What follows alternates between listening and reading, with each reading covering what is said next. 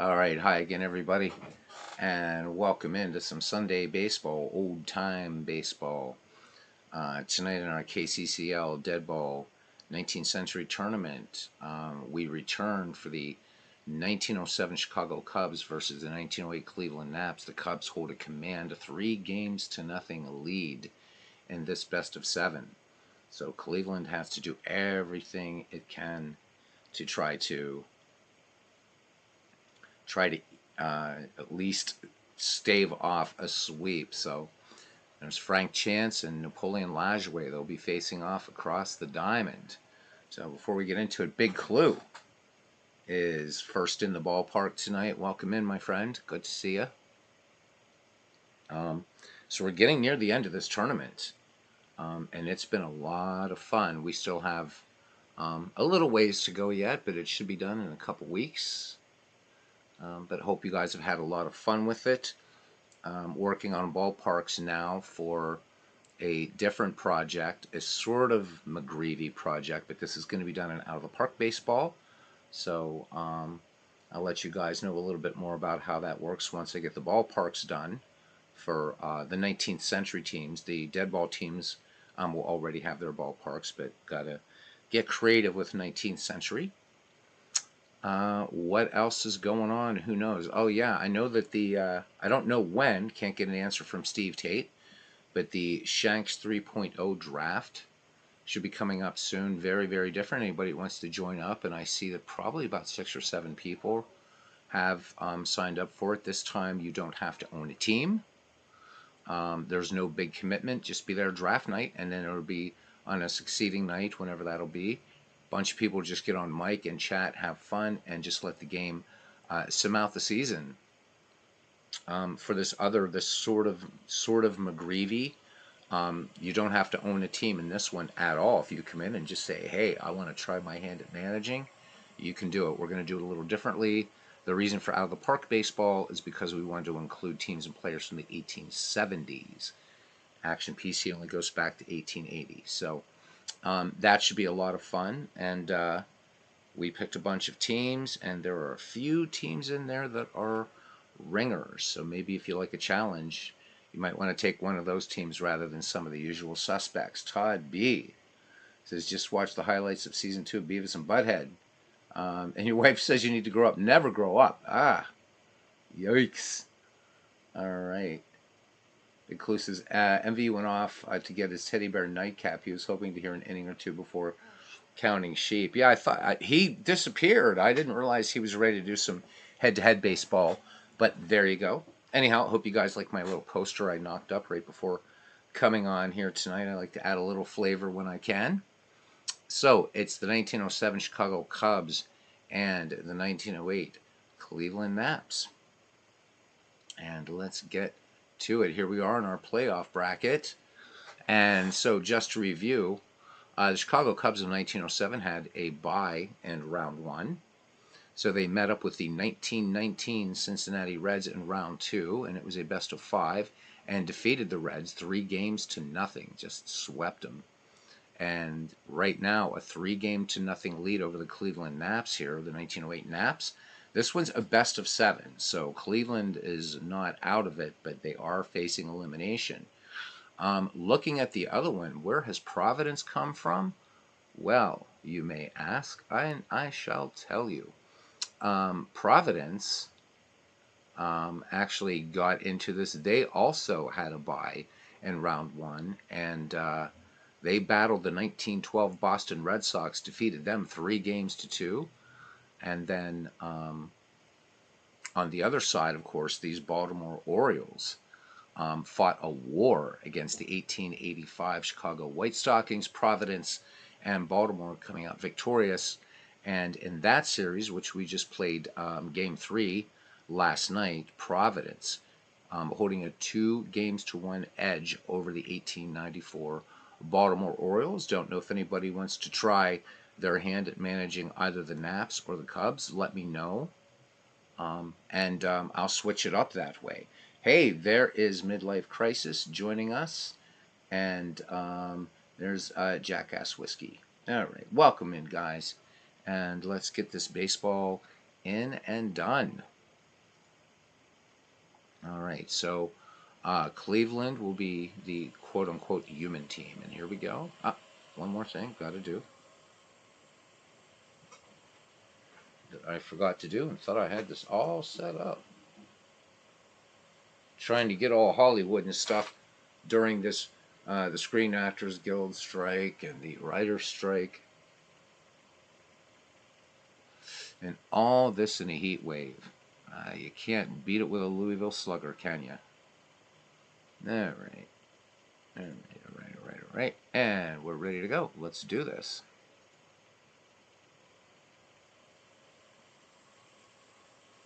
All right.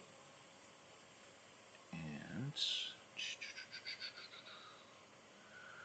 Orville Overall is going tonight and be faced by Heine Berger. So we haven't seen this player in a little while, or actually at all. So let's go.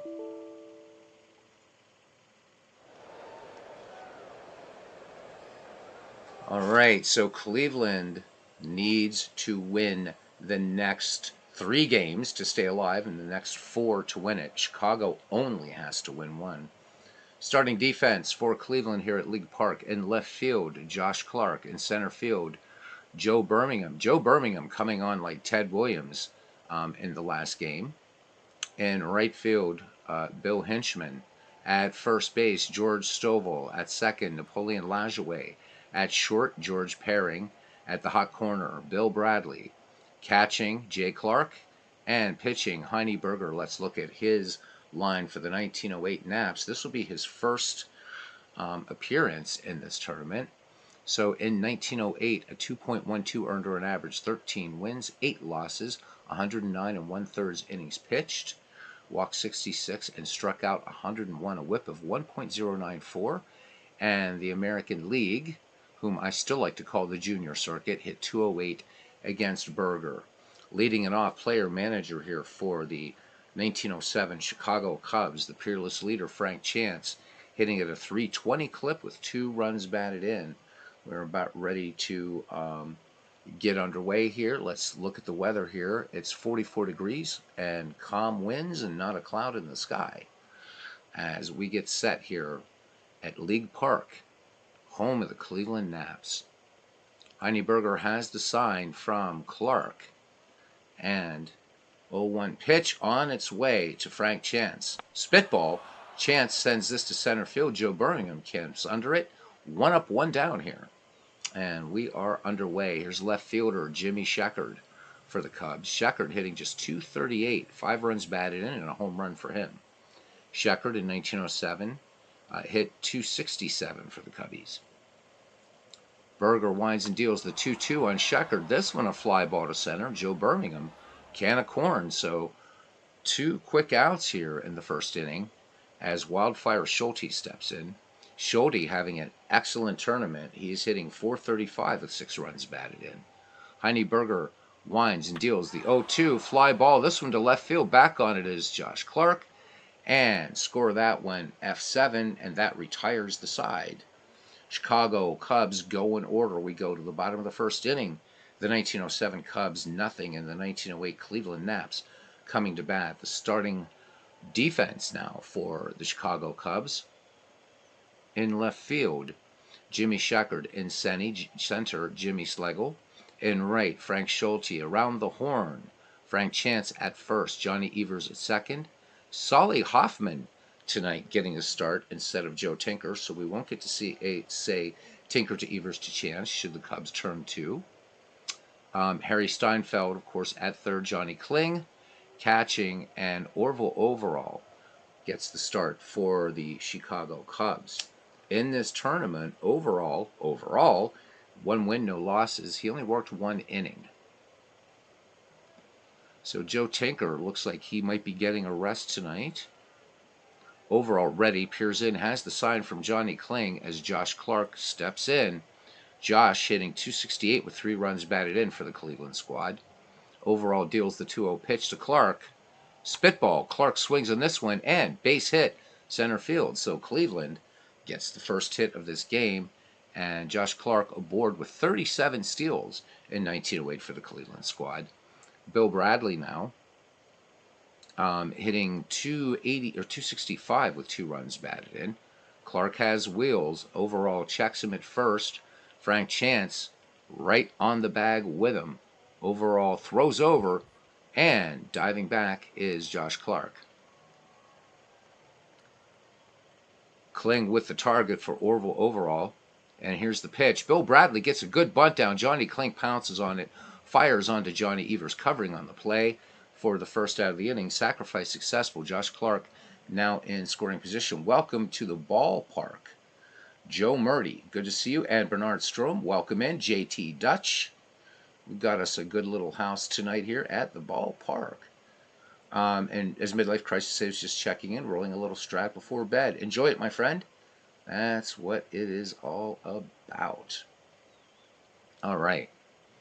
So here's first baseman George Stovall for these Cleveland Naps. 308 average, a home run, 9 runs batted in for him.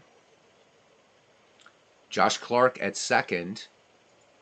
And here we go. Here's the pitch. The 1-0 to Stovall. Fastball sent to deep center field. Schlegel back on it at the wall. Makes the catch. Tagging at second and making third easily is Josh Clark.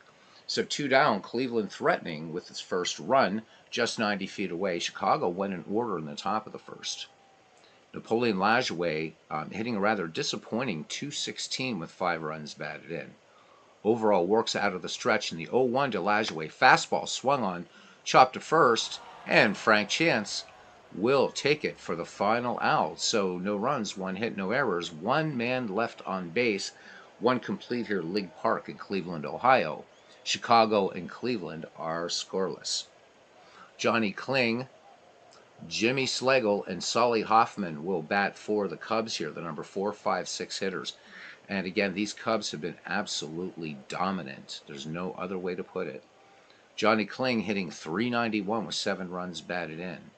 Heine Berger into the windup in the 2-1 pitch. Change up to Kling. This one, ground ball to third.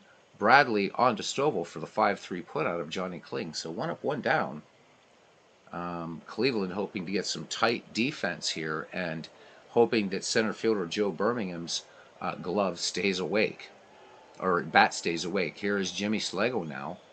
Schlegel disappointing for the Cubbies in this series, just 1 for 19 overall. Berger winds and the 1-2 fastball, fly ball into shallow right. Bill Hinchman comes in and makes the easy catch. So 2 up, 2 down for Chicago. Solly Hoffman hitting .286. He's 2 for 7, so Joe Tinker getting the lion's share of the playing time for these West Siders. Berger deals the 1-2. Hoffman chopping ground ball to short. George Paring on to Stovall at first for the 6-3 putout. And for the second time, the Cubs go in order. We go to the bottom of the second, and we have a scoreless tie. JT Dutch, Cleveland should be named the Sauk Alexis. If you want to honor a Native American, honor a Native American. Agreed. It's just at this time, they were called the Naps. They were actually named after him. But, yep, if you're talking about the modern Cleveland team, absolutely. And in fact, the Native Americans with whom the Cleveland Ball Club spoke to said they really didn't have a problem with it, but there you go.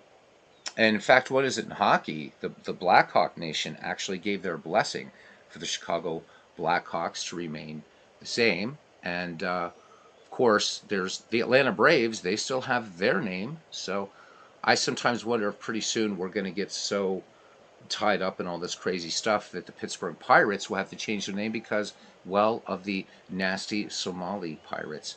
Anything is possible these days. I'm a liberal, but there are things that do go a little too far. All right, here is Bill Hinchman now hitting .289 with 4 home runs. He'll be followed by Jay Clark and Joe Birmingham. So overall deals the 3-1 delivery to Hinchman and ball. This one in there for ball 4, high and inside, and Bill Hinchman aboard. Just 9 steals in 1908. Overall deals now to Jay Clark, hitting only .152, and strike 3 called. So 1 down, first strikeout for the Cubs hurler. And that brings up Joe Birmingham. So hitting just 121, 4 for 33, but 3 of those hits came the last time these two teams met the other night. Overall checks Hinchman at first, one away. Here's the 1-2 pitch. Birmingham swings in this curveball. Fly ball to right. Schulte back at the 340 mark will make the catch. In fact, I wanted to show you guys, so you guys get a better dimension. You're gonna see Diamond Mine Baseball come up on your screen for a minute, and I'll show you just a game that I have in progress, so that you can get a better top-down look of what this old Cleveland ballpark looks like. So there it is. So as you're looking, when we go back to Action PC Baseball, there you'll see all the dimensions, fence height, and everything. So down the right field line, it's only 290 feet. Left field, it's 376. In the deepest part of this park, in center field, it's 420. And then you go to 397, about here, 374 to 376. Going down here from 420, it quickly goes down to 338, 302, and 290. So think of this best as the opposite, facing the opposite way of LA Coliseum. Let me just resave this game, even though I haven't done anything here. All right. And by the way, in this game, the Brooklyn leading Cleveland 2-1. All right. So there we go. Just to give you an idea, so how deep this ballpark is, and it quickly goes shallow. All right, George Perring now bats with a runner on and 2 out. Hinchman, conservative lead at first. Overall checks the runner. The 1-2 pitch. Spitball. And George Perring, a swing and a miss. Orville overall picks up strikeout number 2. No runs, no hits, no errors, 1 left. We've played 2 here in Cleveland, and we are still scoreless. And there's Legend Sports Universe. Good evening to you, my friend. Not running in DOS, but still great. Diamond Mine Baseball, still a great game. Still a great game. Todd giving us a video of League Park recreated. That'll be definitely something fun to check out. All right, Harry Steinfeld leads it off for the Cubs, followed by Johnny Evers and Overall. Always find that name tough to say. Steinfeld hitting 273 with 3 runs batted in. Heine Berger winds and deals the 1-1 fastball chopped down the first base line.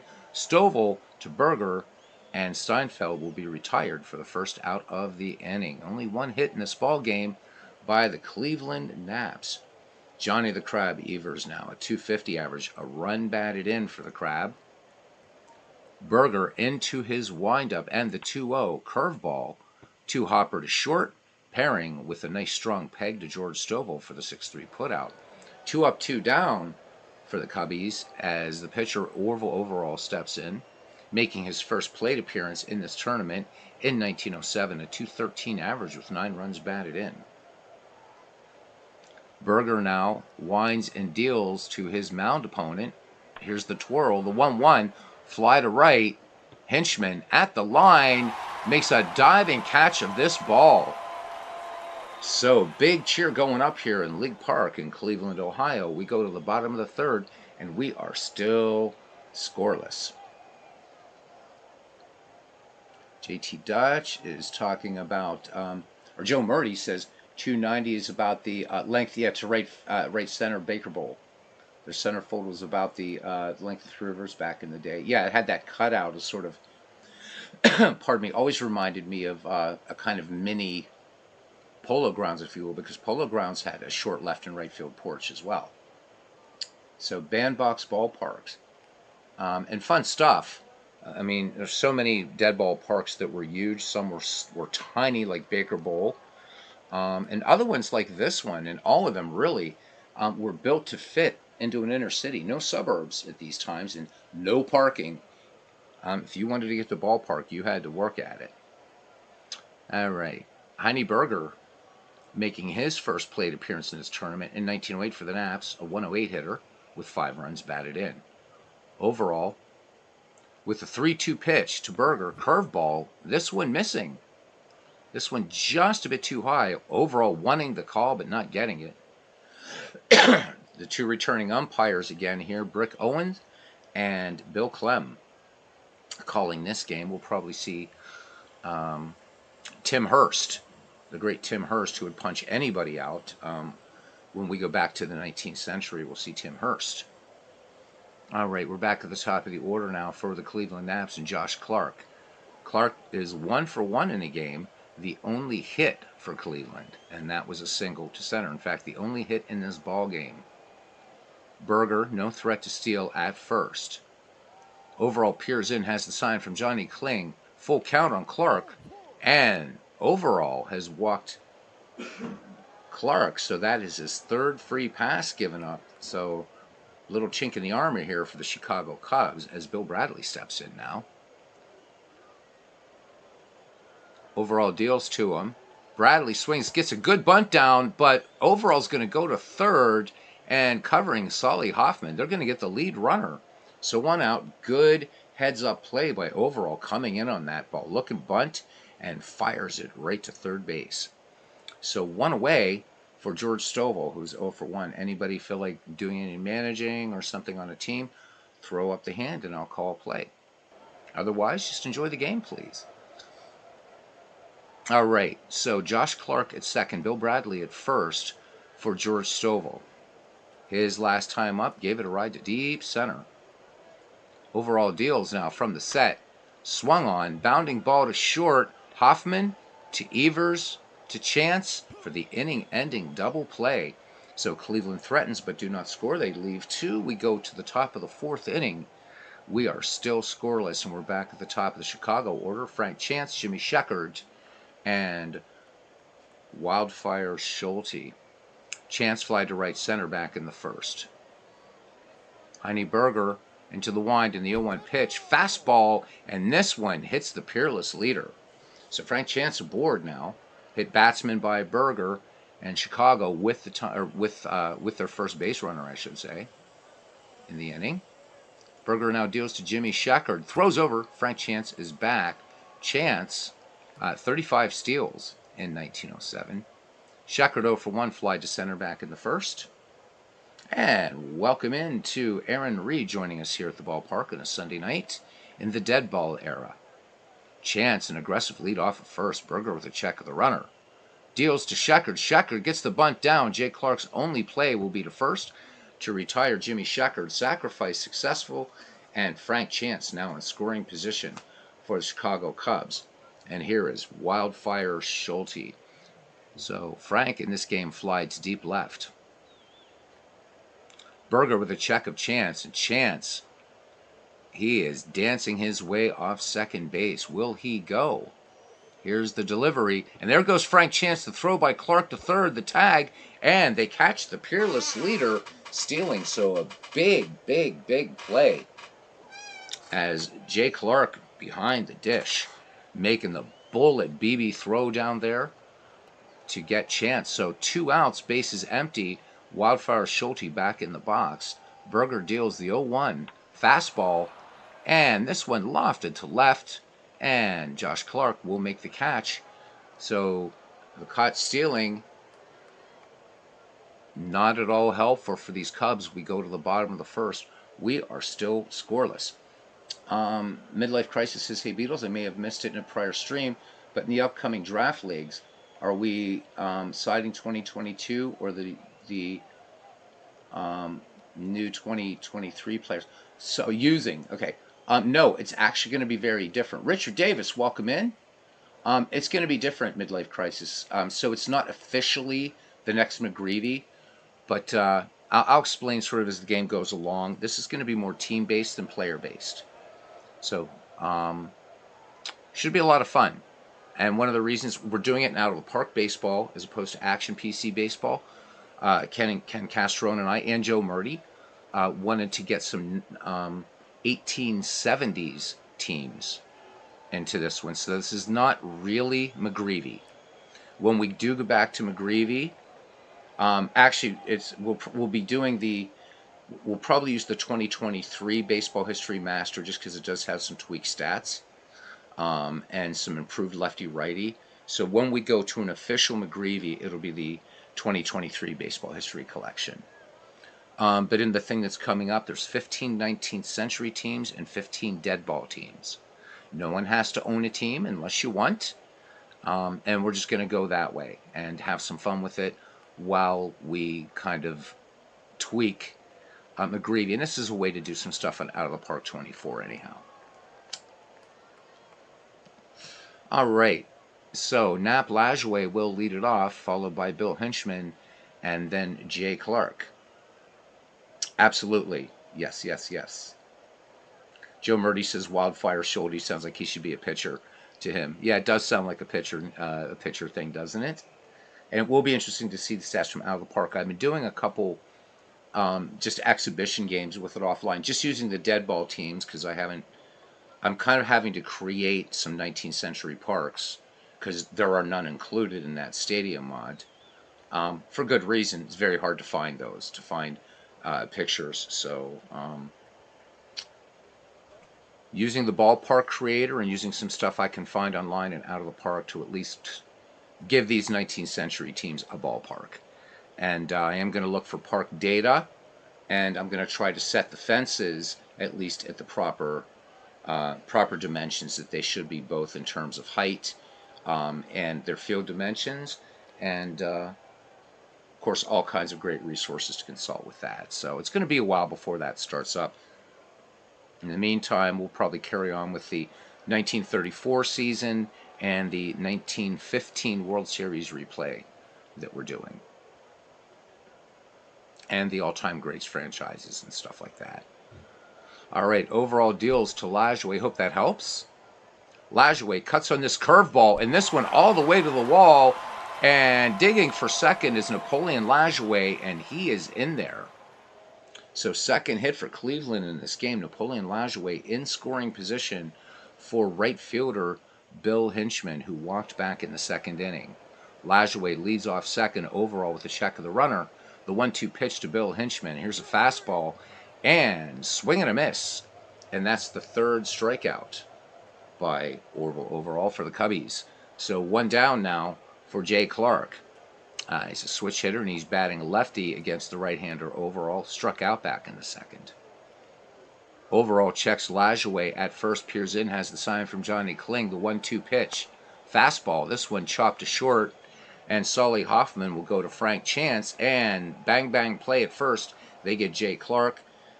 Nap Lajoie holds at second, 2 down. Cleveland may be wasting another opportunity here. Had 2 runners on and unable to capitalize.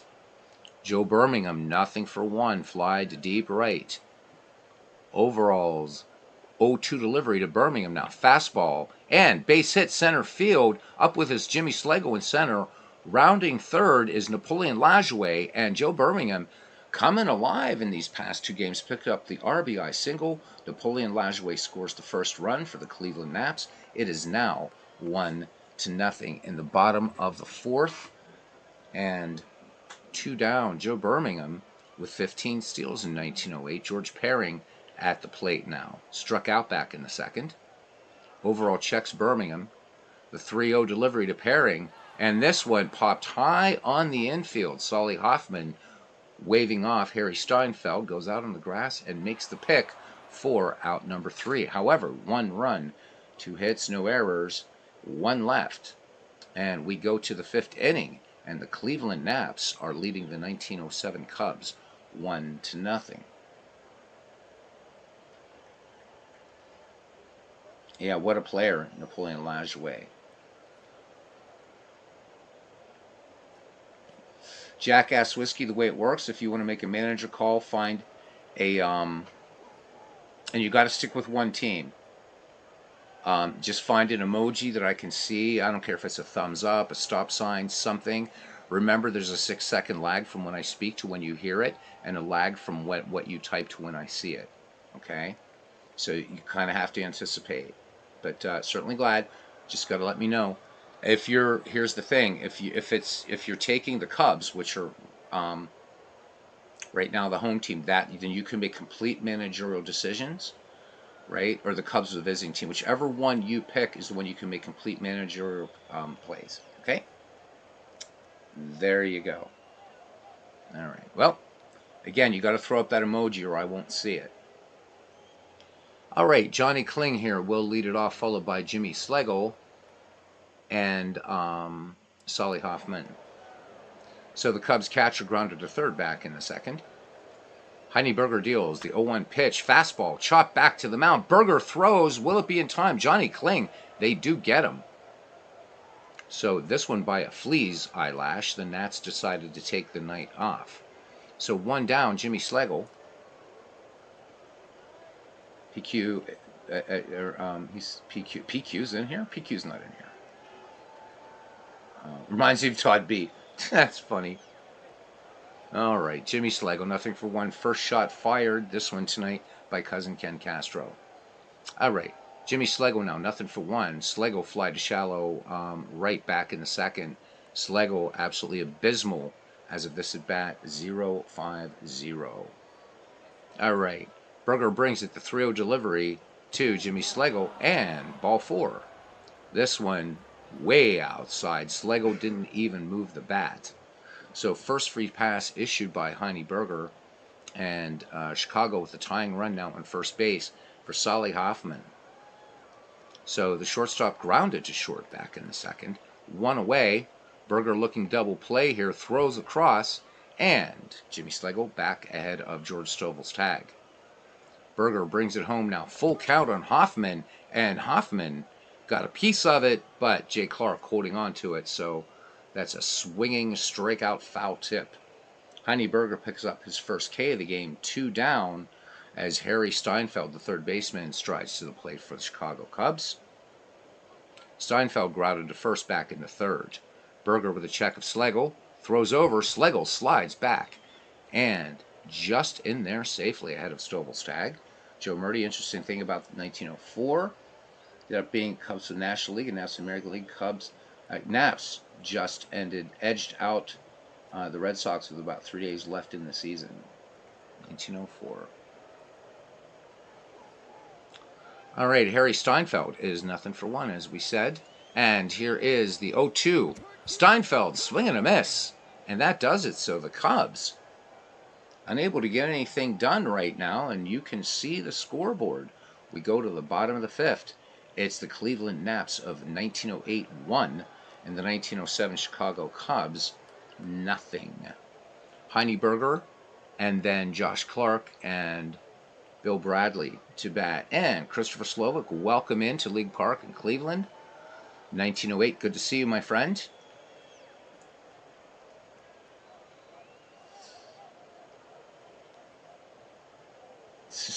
Again, Jackass Whiskey, you have to put up an emoji that I can see. If you're typing in the chat, I look over to look for comments. So I really, maybe Cousin Ken would be nice to throw up that glove, and he'll you know, so you see what I mean. Cousin, if you'd be so kind. Because the way I have to set up these two monitors, I'm looking at the chat, peripheral vision, and glancing over. There, that is something that I will definitely recognize. That means play immediately stops, and you can make your managerial decision. Okay? All right. Cool, cool, cool. If you don't have that, just some big bright emoji will be nice. All right, nobody out, and here is Heine Berger. He walked back in the third. You never want to walk the pitcher, no matter what era. Overall, it's too quick for you? Okay, no worry. Big Clue says that the Pirates are promoted catcher Andy Rodriguez from AAA, making all kinds of moves. We're probably at least 2 to 3 weeks until O'Neill Cruz is back at short. And who knows how that's going to work out. That was a nasty injury. All right, overall deals the 1-0. Berger swings, base hit, left field. So the Cleveland pitcher, helping his own cause, looked like overall was hurt in a play, kind of smacked off of him, but he's all right, stays in the game. Gutsy guy there. There he is, Orville overall. I love those old ball caps, by the way. All right. So here comes Josh Clark now back at the top of the Cleveland order. Cleveland with 1-0. Looking for more here. He's been on base 2 times today. He has singled and walked. Kling sets the target. Overall checks Berger at first. And here's the wind, or in from the set in the pitch. Base hit left field. Here come the Cleveland Naps. And Heine Berger will stop at second. So the Naps with 2 on, nobody out for third baseman Bill Bradley, who's nothing for 1. Berger's at second, Clark at first. Bill Bradley has bunted out to the catcher and then bunted to the pitcher. Overall brings it home now. Bradley gets another bunt down. Overall will fire on to Evers covering. And this time, Bradley getting the job done with the sacrifice, advancing the runners. Heine Berger now at third. Josh Clark at second for first baseman George Stovall. He is flied out and grounded into a double play. Overall works out of the stretch. And the pitch to Stovall. Fastball. This one chopped to second. Evers throws home. Kling's tag. And they get him. So great play by Johnny Evers. Runners at the corners. Josh Clark at third. George Stovall at first. Quick heads-up play. And they're calling out a double play. Let's see what happens here. We need to look at this. Hit on the ground to second. Berger's going home, fires home, and he is out. Stovall stay to first. Okay. All right. Good play by Johnny Evers. Napoleon Lajoie now in the box, doubled back in the fourth. He is 1 for 2. Overall throws over George Stovall back safely. Overall now come home with it. The 1-1 pitch.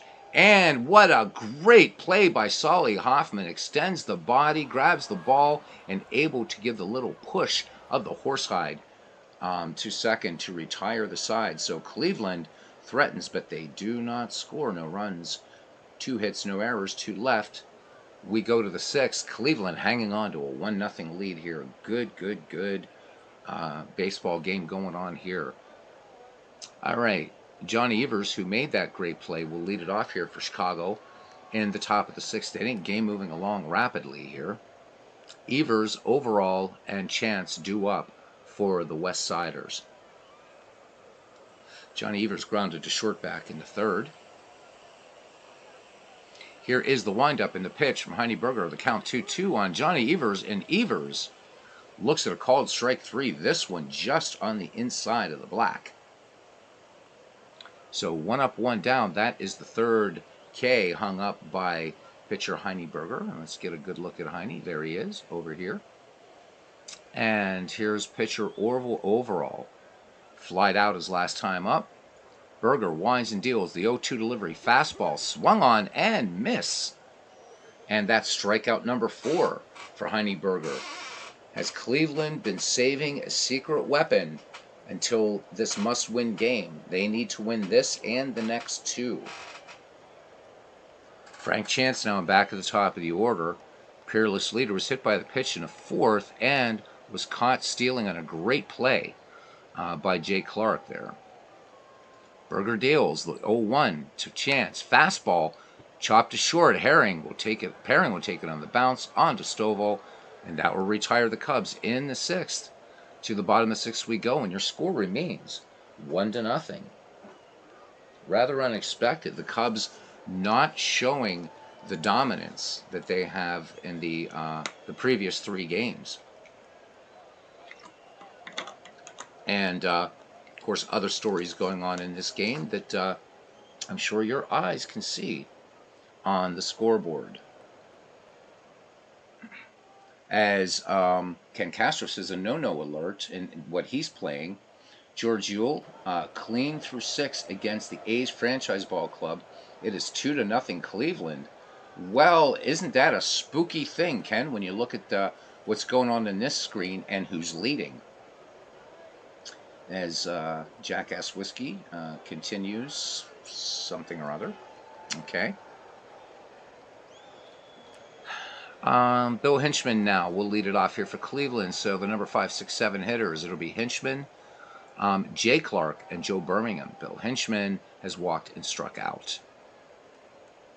Overall, into his windup, the 0-1 curveball. This one chopped down the line at first. Frank Chance with the underhanded toss to Overall covering first to retire Hinchman for out number 1.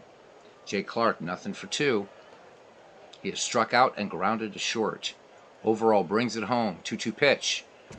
And this one, a called strike 3. That is strikeout number 4 for overall, and it is 2 down now. Joe Birmingham, 1 for 2, has had a hot bat last game in this one. RBI single back in the 4th, scoring Napoleon Lajoie, and that's the only run in this ball game. Overall, winds and deals the 0-1, and Birmingham trying to bunt this one, going foul on the first base side. Count 0-2. Overall brings it. Birmingham looks at a called strike 3. We go to the 7th. The score remains 1-0, and let's look at the pitching line. For Heine Berger, through 6 innings of work, 1 walk, 4 strikeouts. Jimmy Sheckard, his last time up, sacrificed back in the 4th. Berger winds and deals the 0-1. Jimmy Sheckard, base hit up the middle, and the no-no is broken up in the 7th. All right, can Heine Berger keep it together now with a 1-hitter? Jimmy Sheckard, 31 steals in 1907 for the Cubs. My mic volume is low again. Let me check something.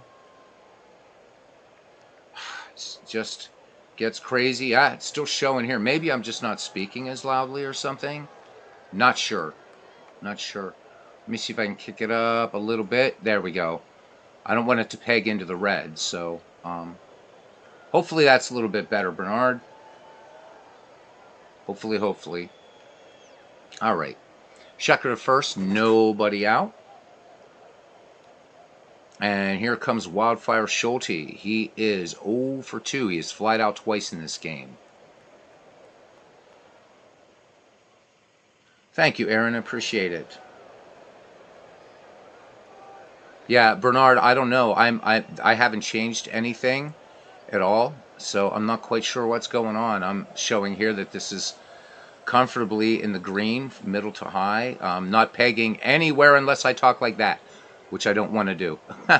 Then it pegs into the red. All right. Yeah, I'm not sure what's going on, man. Strange one. All right, Jimmy Sheckard on at first. And the throw over. Jimmy Sheckard is back safely. Sheckard back into his lead. Berger deals to Schulte, the 0-1. And this one, good bunt. Jay Clark on it. Fires to Lajoie covering. Jimmy Sheckard now the tying run for the Chicago Cubs at second base. All right. Hopefully for the volume for everybody else is okay. Ken Castro notices that right before the no-no was broken up here. Spooky, yeah, spooky as fuck. Absolutely. I'll say it. I know you guys can't type that in the chat, but yes, definitely. All right. So here we go now. Johnny Kling is 0 for 2. Trying to get this tying run around for Chicago. Sheckard, good lead off of second. Berger peers over his right shoulder. Checks at the left fielder. Brings the pitch now. The 3-0 to Johnny Kling. And on the 3-0 pitch, he misses. So he is arguing with the ump. But the umpire, knowing what's at stake here, just ignoring Heine Berger. That's his second free pass of the game. And that will bring up Jimmy Schlegel. Potential double play situation here for Cleveland to get out of the inning. Sheckard at second, Kling at first. Berger deals the 0-2 pitch. Jimmy Schlegel swings, comeback to the mound. Berger on to Stovall, and they do get Schlegel. Runners advance, but the Cubs stymied tonight in this game. Berger working on a 1-hitter. A 7-hitter through the first 6 in this contest. Sully Hoffman now, who is ground out and struck out. Cubs want to try to tie this one up. Berger in the groove. The 3-2 pitch. Swung on, lined right to George Perring at short. All right. And 7th inning stretch time. It's 1-0 Cleveland.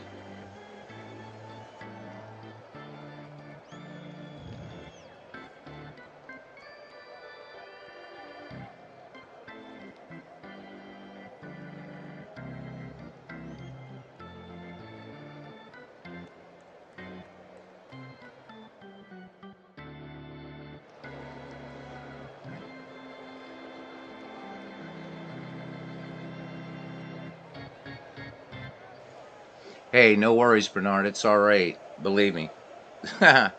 No need to apologize. Ken Castro says George Yule is through 7. So we got something special going on. And I don't want to name what it is again in Ken's game. So we'll just leave it at that. All right, here we are in the bottom of the 7th. And it is still 1-0 Cleveland Naps in a must-win game. Jackass Whiskey sharing a thought that I think most baseball fans would agree with. He says he likes the double play when he's on defense and hates it when he's on offense. Yeah. I don't know of too many teams that would like to hit into a double play. If there is an instance of that though in baseball history, I would certainly love to know it. All right. Overall delivers to George Paring. Paring has struck out, popped to short. Overall deals the 0-1. We'll look at his pitching line after this bat. Oh, this one going down the line to left. Jimmy Sheckard has it. The hard throw to Johnny Evers, but not enough. George Paring with a leadoff double. So overall, has worked 6 innings, and now that would be 6 hits, 1 earned run, 3 walks, and 5 strikeouts, and find himself at the short end of a 1-0 stick, or the 1-0 stick. Infield looking bunt now from Heine Berger. Steinfeld in at third. Chance in at first. Overall checks Paring. George Paring. No stolen bases in 1908 for the Naps. And that doesn't mean he's not going to steal. Here's the 0-1 to Berger. Berger swings in his fastball. Tries to bunt. A little swinging bunt. This one going foul on the right-hand side. The count now 0-2. Berger back in the box. Overall with the 0-2 delivery. Curveball. And Berger slaps this one to third. Steinfeld was playing shallow. Fires across to Frank Chance for out number 1. George Paring will remain at second base. Top of the order here for the Cleveland Naps, and Josh Clark having a good day at the plate. He is 2 for 2 and a walk. Overall deals. Here's the 2-1 pitch. Clark swings. Fly ball center field. Slagle back on this ball. Makes the catch. Paring tagging at second. Here's the throw to third. Steinfeld's tag not in time. So Cleveland with 2 out and a potential second run now to try to pad this 1-0 lead just 90 feet away. MV coming in saying, let's go Cubs. Welcome in MV. MV ready to do some head-to-head baseball and action PC baseball. Can also do it out of the park as well. And Aaron Reed, of course, channeling his dead ball Harry Carey this time. Last night it was the 19th century one. All right, Bill Bradley bats with a runner at third. Bradley sacrificed his last time up and bunted out his first 2 times up. They're playing him to swing away the 2-1, and indeed he swings away. Comebacker to Overall at the mound, on to Frank Chance, and that does it. No runs, 1 hit, no errors, 1 left. 7 in the books here at League Park in Cleveland, and the Naps holding on to a 1-0 lead. Heine Berger pitching a pretty nice ball game here. All right, Harry Steinfeld, Johnny Evers, and Orville Overall due up in the 8th for the Chicago Cubs. Cubs want to shut this down today. Beautiful crisp day here in Cleveland in October, despite what the, we are in October. And Berger deals the 0-2 to Steinfeld. Curveball, fly ball, center field, deep center field. Joe Birmingham running back and gloves it for out number 1. Cleveland fighting here hard to stay alive now as Johnny Evers 0 for 2. He is grounded out and struck out. Berger's 1-0 delivery to Johnny Evers. Change up. This one, oh, what a play by Lajoie. Full body extension up, throws from the knees. On to George Stovall for the 4-3 putout. Brilliant play by Lajoie.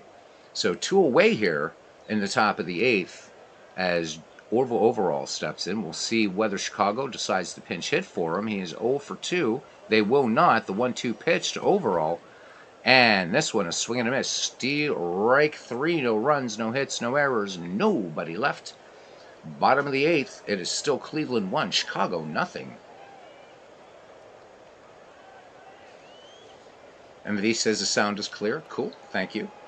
Jackass Whiskey giving us some more wisdom here, saying that movement on the bases can prevent double plays on offense. So there we go. I think on that one, I'm going to take a moment and just pop in a piece of Orbit Spearmint Sugarless Chewing Gum. I know I should be chewing sugared bubble gum, but yeah, dental health and all that stuff. All right. As I fire up a stogie, don't you love the irony? All right.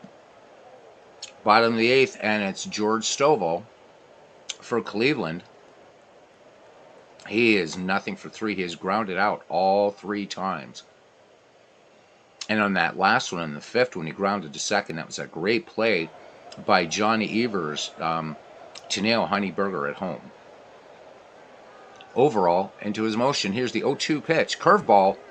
And strike 3. Kling drops the ball, picks it up, fires onto Frank Chance for the 2-3 put out and strike out and all that stuff. That's number 6 for overall. 1 down. Napoleon Lajoie, 1 for 3. So Knapp doubled back in the 4th.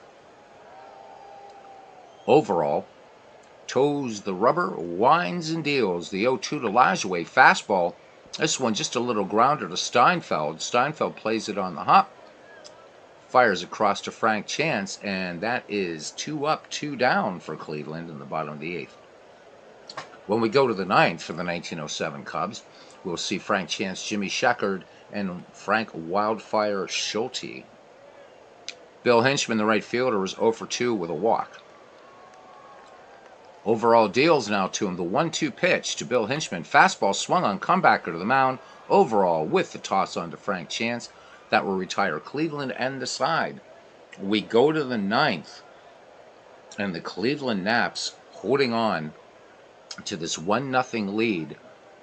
Heine Berger working on a 1-hitter right now. The line on these teams for Cleveland, 1 run, 6 hit, no errors. 7 men left for Cleveland.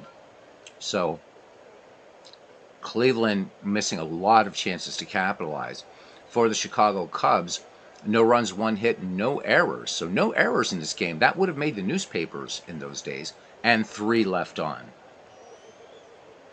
Peerless leader now was hit by a pitch in the 4th, grounded to short in the 6th. And flied out way back in the 1st. Berger with the 2-2 pitch. Frank Chance swings. This one grounded down the line to first. Stovall to Berger, covering. 1 up, 1 down. So Cleveland 2 outs from staying alive and picking up their first win against these tough Chicago Cubs. Jimmy Sheckard 1 for 2 singled his last time in the 7th. Berger still has some gas in the tank. Should be able to get the complete game win here. Berger deals. Sheckard swings in the first pitch. This one hit up the middle. Lajoie, quick throw. They're not going to get him. Stovall able to keep that ball from rolling all the way to the dugout. And that's an E4, so first error of this game committed by the great Napoleon Lajoie. Chicago now with the tying run on and 1 out for Wildfire Schulte. He is flied out twice and sacrificed in the 7th. So 0 for 2. Jimmy Sheckard has wheels, 31 thefts last year. Berger with a check of the runner, throws over, Sheckard dives back, and he is just back there ahead of George Stovall's tag at first. And here is the pitch. And there goes Sheckard. Here's the throw to second, and the pitch out works, and Jimmy Sheckard is nailed. Big, big, big play. Jake Clark came up and unleashed that ball like a howitzer. 2 away, and the count 1 ball, no strikes on Wildfire Schulte. Here comes the pitch, and the Chicago Cubs will not go gently into that good night as Heine Berger issues walk number 3, the tying run on board again for Chicago, but this time 2 down, and Johnny Kling, who is nothing for 2. With a walk. Kling has had a good series as of this at bat, hitting .360 with 7 runs batted in. Berger deals. Jay Clark out to have a quick word. Back behind the dish, Berger with the 1-1 to Johnny Kling. Kling swings, base hit, right field. Hinchman up with it. Rounding second is Schulte, but they'll hold him at second. So Chicago now with the tying run in scoring position and the winning run at first in Johnny Kling. And here is center fielder Jimmy Slagle. So Chicago finding itself in an interesting situation here. Slagle 0 for 2. And in this tournament overall, Slagle is 1 for 21. So Ken Castro giving us a bit of an update on the game that he's rolling up. George Yule has issued 6 free passes, but after 8, what he's doing is still intact. This would be so cool. All right. So it looks like will Chicago stay with Slagle? They will. Here's the 2-1 pitch. Slagle swings, and this one, hard ground ball to first. Stovall cannot hold on to the ball, and that is an error. E3, and now things have gotten really, really interesting. Bases are loaded. Top of the 9th. Chicago down 1-0. Solly Hoffman strides to the plate. Hoffman 0 for 3, hitting 200 overall as of this at-bat in this tournament. A 268 hitter in 1907. Wildfire Schulte at third. Johnny Kling at second. Jimmy Slagle at first. And Heine Berger needs to make the pitch right here. The 1-0. Hoffman swings, chopping ground ball to second. Lajoie to Stovall, and that's your ball game. And the 1908 Cleveland Naps take this one from the 1907 Chicago Cubs 1-0. This game now at 59 minutes at the conclusion of the game. And that's this entire broadcast, including all the talking. All right. So, Cleveland wins its first game, so Chicago's lead is 3-1 now. Orville overall takes the loss. He goes to 1-1. Heine Berger goes to 1-0 with the win. Let's look for any extra base hits here.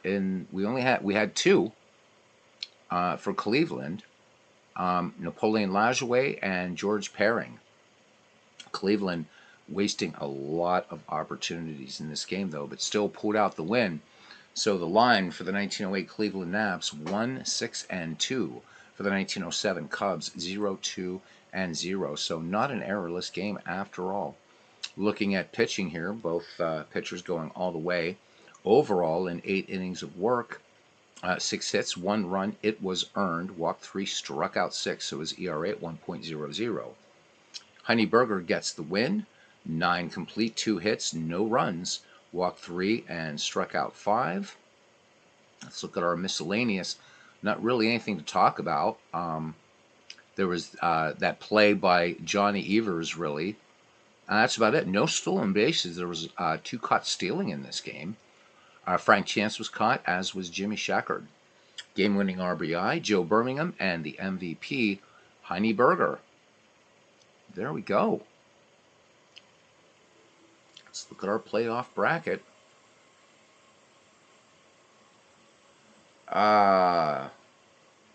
It's Al Simmons, base hit with 1 away in the 9th. Yikes. Here's how it stands in this KCCL tournament now. The 1907 Cubs with a 3-1 lead over the 1908 Cleveland Naps, who pulled one out tonight 1-0. And the Providence Grays and Baltimore Orioles. The Providence Grays a 2-1 lead over the Baltimore Orioles. Be right back with you guys in just one moment.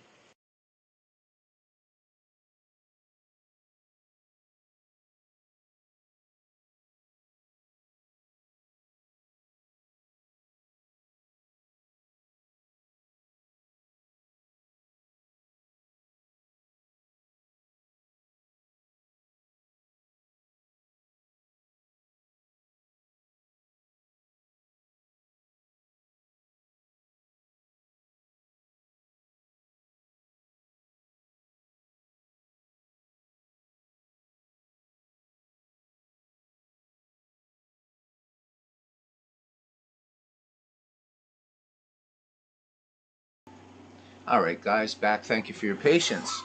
It's a lot of fun here. We'll hang out. Got to hear the end of Ken Castro's game here. See what happens in it.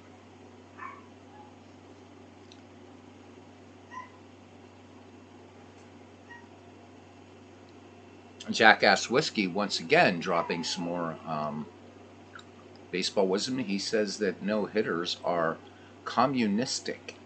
How about it? So for Christopher Slovic, he says that he thinks the best bunter of all time is Pete Rose. Christopher, hope you're doing well tonight, my friend. And MV early on was showing off some pretty cool rosters. I think in terms of players that were included, it'd be nice to go in there and edit that. I might have to find it. But doing some cool stuff with MLB The Show, so definitely do check that out. Like to find out, who's broadcasting when. I start my job finally on Tuesday, but there will be a game Tuesday night. Just those games. So I'm still off tomorrow, but there won't be. It'll be an earlier game tomorrow, so around 9 o'clock, probably 9 to 9:30. So from here on, Monday, Tuesday, Wednesday, Thursday games when they're played will be earlier in the evening, about 9 o'clock or so. Fridays will be late, and then Saturdays when I'm staying in, we'll just have some good old fun with baseball. So actually, yeah, Sunday through Thursday, earlier games, but not bad. All right, so tomorrow, guys, click on the link so you can get reminded from Bernard Strom. So tomorrow, 7 p.m. Eastern, click on that. Indians win 3-0. Georgiou, the winner, and Rube Waddell takes the loss. Clinton Park saying, I know the end of Castro's game already. The Butler did it. Well done. When do I retire? When I'm ready. How's that? Kind of like when everybody retires, when they're ready. So yeah, there's my answer to you.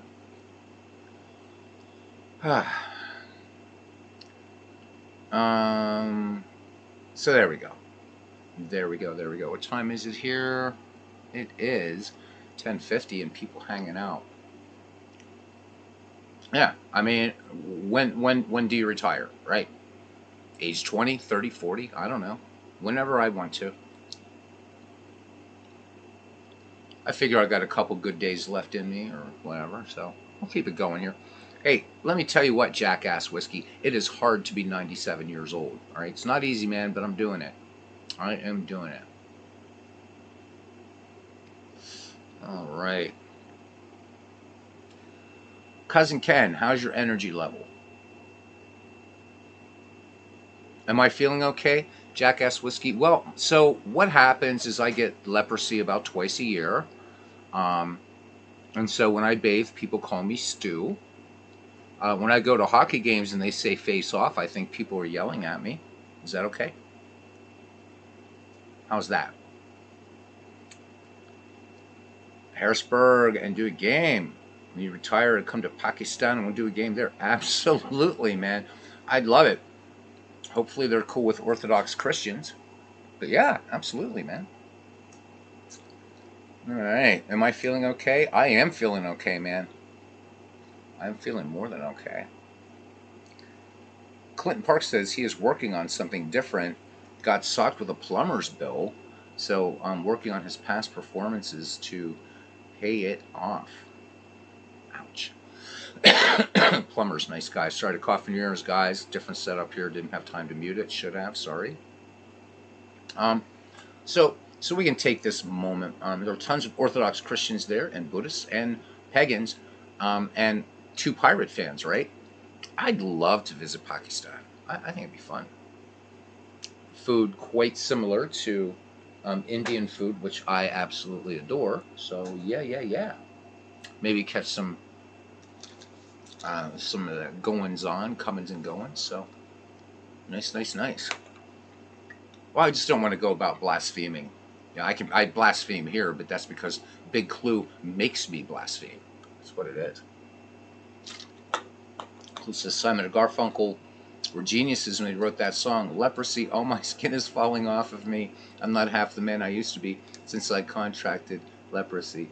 That would actually be the Beatles, but okay, I'll take it. I seem a bit testy, do I? You haven't seen testy from me, pal. Not yet. I never get testy. I either am mellow or angry. How about that? So leprosy, all my skin is falling off of me. I'm not half the man I used to be since I contracted leprosy. Let's give it up there for Paul Big Clue McCartney. Gotta love it. So Clinton has been to Pakistan, Karachi. Would rather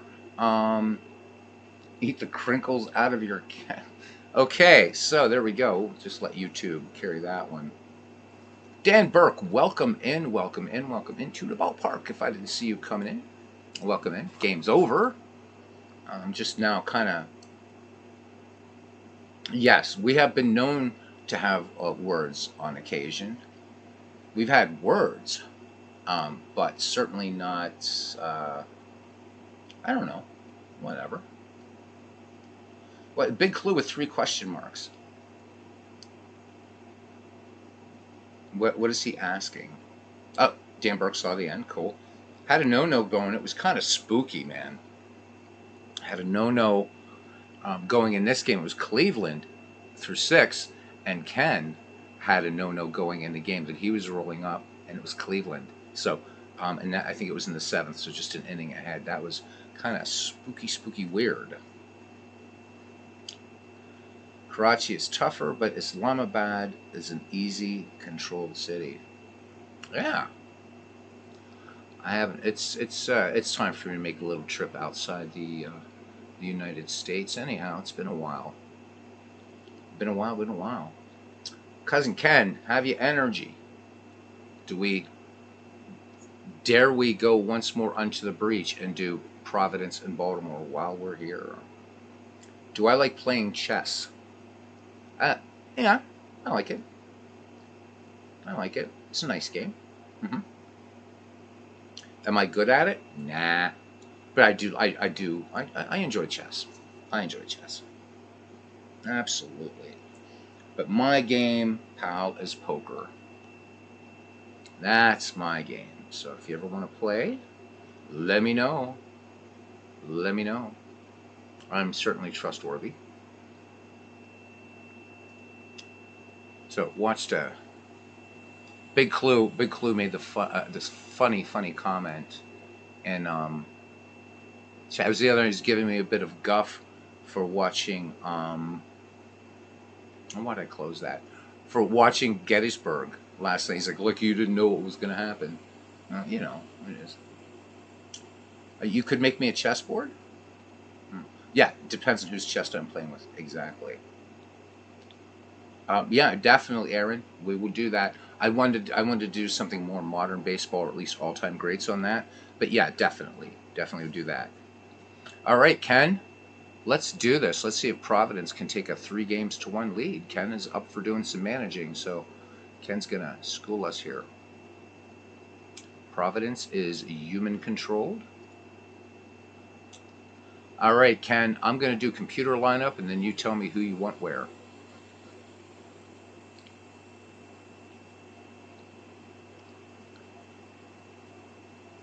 Yeah, I love that movie, though. It's great. Just such a great movie. Love it. It was either that or The Return of the King Extended Edition, and that one's actually a little longer than Gettysburg. But great movies. Anyhow. Let Clinton manage if he wants. That's up to Clinton if he can stay up that late. I know he's got early work tomorrow.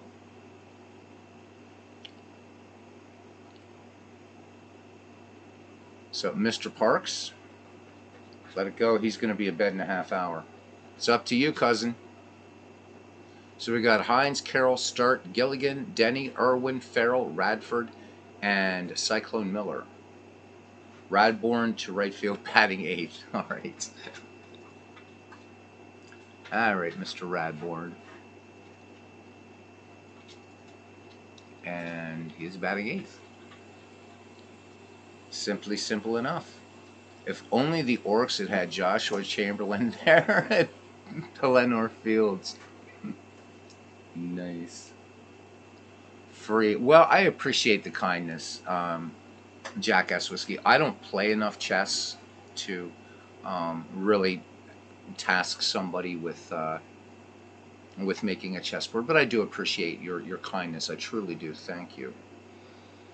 All right, the Providence Grays and the 1894 Baltimore Orioles.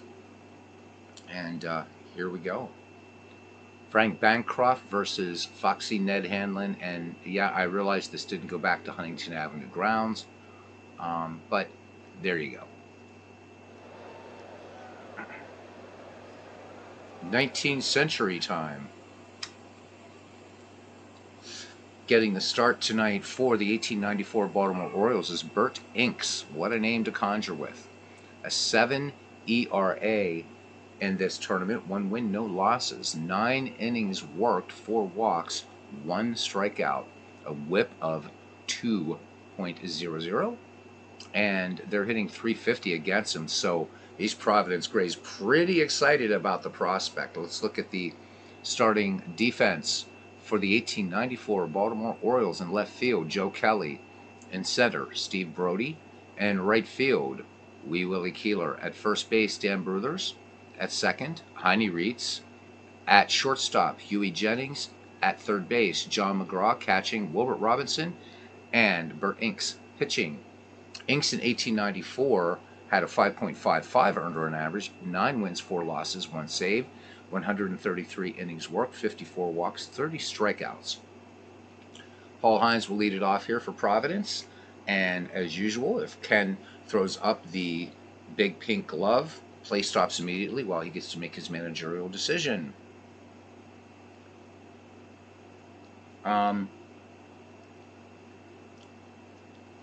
Christopher says, ever think about creating a rec league full of unskilled people using Action PC to emulate it? Just thinking of doing that with basketball, the Butler YMCA rec league. That'd be fun. I could put friends on here from Ireland, from the Netherlands. Yeah, it'd be fun. I wouldn't do anybody in the community. I'm saving that for Super Mega Baseball 4. So don't worry, I'll make you all sluggers and Sandy Koufaxes and stuff like that. All right, Paul Hines leads it off here for the Providence Grays. Hines, 243 hitter with a home run and 6 runs batted in this tournament. Looking at the weather here at the old Ball Orchard, 62 degrees. The winds are just 1 mile per hour. A little zephyr in from center field, if you will. And Inks deals now. Here it comes. The pitch. Paul Hines swings in this fastball, and I mean, he gets all of this one all the way to the wall in left field. Joe Kelly rushing back quickly on that ball, fires it in, and Paul Hines leads it off here with a double for the Providence Grays in the top of the first. Well, people don't visit my Adobe. They really don't. I'm kind of like the Irish saints of old. I'm a bit of a hermit. I do have my 2 cats, but I do appreciate your kindness. Ken, I can't repeat about the M word there because I think that Robert has that one. I think he has that one trademarked. Even though I'm a magician, I can't use that one. So let's say, can the Grays replicate the sorcery? How about that? There, because Robert's never used the term sorcery, so we'll do that one. All right, of course, speaking about Robert, RJL Network, Inside Pitch Baseball, always a good time, cards and dice. Hines at second, and Cliff Carroll now, the number 2 hitter, hitting .343 in this tournament, 6 runs batted in. I see no movement from the Providence bench, so Inks deals the 1-2 pitch to Cliff Carroll, and fastball. Swings at a bad one, so that's the first strikeout by Bert Inks. Let's get a look at Bert here. There we go. He looks like a kid, doesn't he? Look at that. All right. Oh, yeah. Love it, love it, love it, love it. Absolutely. Love living like a monk. It's great. All right, here is Joe Start, 382. I really do, man. I really, really do.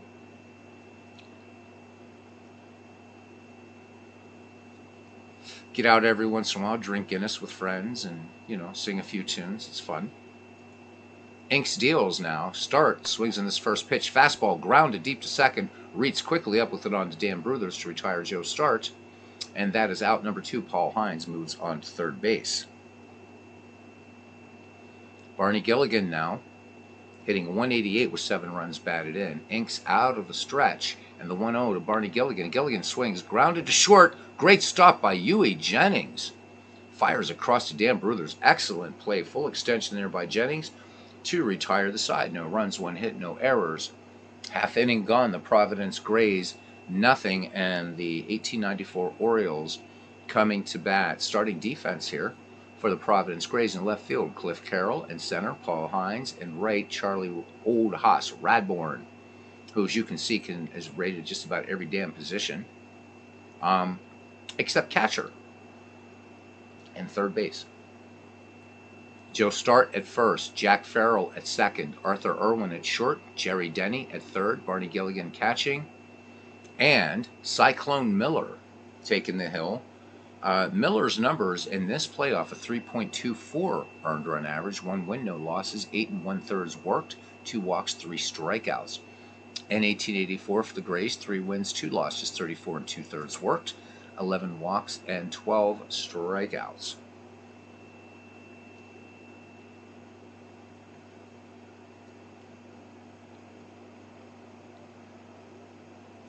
Some of us were involved in 2 previous versions of the Rec League back about 6 or 7 years ago in this community. I remember that all too well. It wasn't quite that long ago, Ken, because I was back in America. That was more like 4 years ago, but I remember that, and I know it was done out of the best of intentions, but yes. That's why I said with Super Mega Baseball, I'm just gonna, it's just gonna be for fun. Hey, boom, there you go, and all done. Just to mess around with it. But yeah, I remember that. All right, Joe Kelly leads it off, followed by John McGraw and Dan Bruthers. Kelly, a 347 hitter in this tournament, 11 runs batted in. Cyclone Miller deals the 1-2 pitch to Joe Kelly. Kelly slaps this one to third. Jerry Denny up with it on to Joe Start. And Joe Start palms it for out number 1.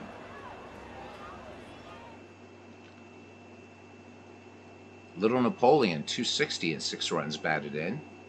Cyclone Miller has the sign from Gilligan, and the 3-0 delivery, fastball, and McGraw lays off, and that's ball 4 by the southpaw, Cyclone Miller. McGraw aboard. In 1894, 78 steals, and Big Clue had some interesting things to say in a chat with MV today about John McGraw, which is very, very cool. People credit him as a great manager, but John McGraw was also an extremely talented baseball player. Dan Bruthers is hitting .404, 2 home runs, 8 runs batted in. Cyclone Miller brings the 1-0 delivery to Dan Bruthers. Fastball, and there was a hit and run as McGraw was on his way to second, and Denny fires to start for the 5-3 putout, and John McGraw in scoring position on second base for Wee Willie Keeler. Keeler hitting .353 with 6 runs batted in. Cyclone Miller's 0-2 delivery to Keeler, the changeup. Keeler swings, comebacker to the mound. Miller fires on to Joe Start, and that will take care of the Baltimore Orioles. We go to the second, and we are scoreless. Here we go again. I don't think this is going to be a low-scoring affair like our first game in the dead ball era. It might have been, yeah, you know what? You're right. I think it was 2017. I think you're right. I think it was 2017 after all, because I was supposed to be managing one of those teams. I'm like, I don't think so. But I remember it. And I remember the game, which I'm not a fan of, actually. But I do remember. All right. Jerry Denny leads it off here. What about the dead ball era? What do I about the dead ball era do I wish was present in today's baseball? More speed, more base stealing, station to station. Um, Not just like, well, now pitchers can't even hit anymore, but in the dead ball era, you would see the cleanup hitter bunting. I'd love to see that. It was a faster paced game. Yep, steal, steal, steal. Love stolen bases, man. So that would be that definitely that would be one of the things or those things I've mentioned. I like more of a speed focused baseball game than, and I love pitchers duels. I love the defense of baseball more than I love the offense. All right, Denny swings, and talk about offense. He just got all of that one. Didn't have time to even get that call. Jerry Denny hit that one 329 feet. And it is 1-0 Providence.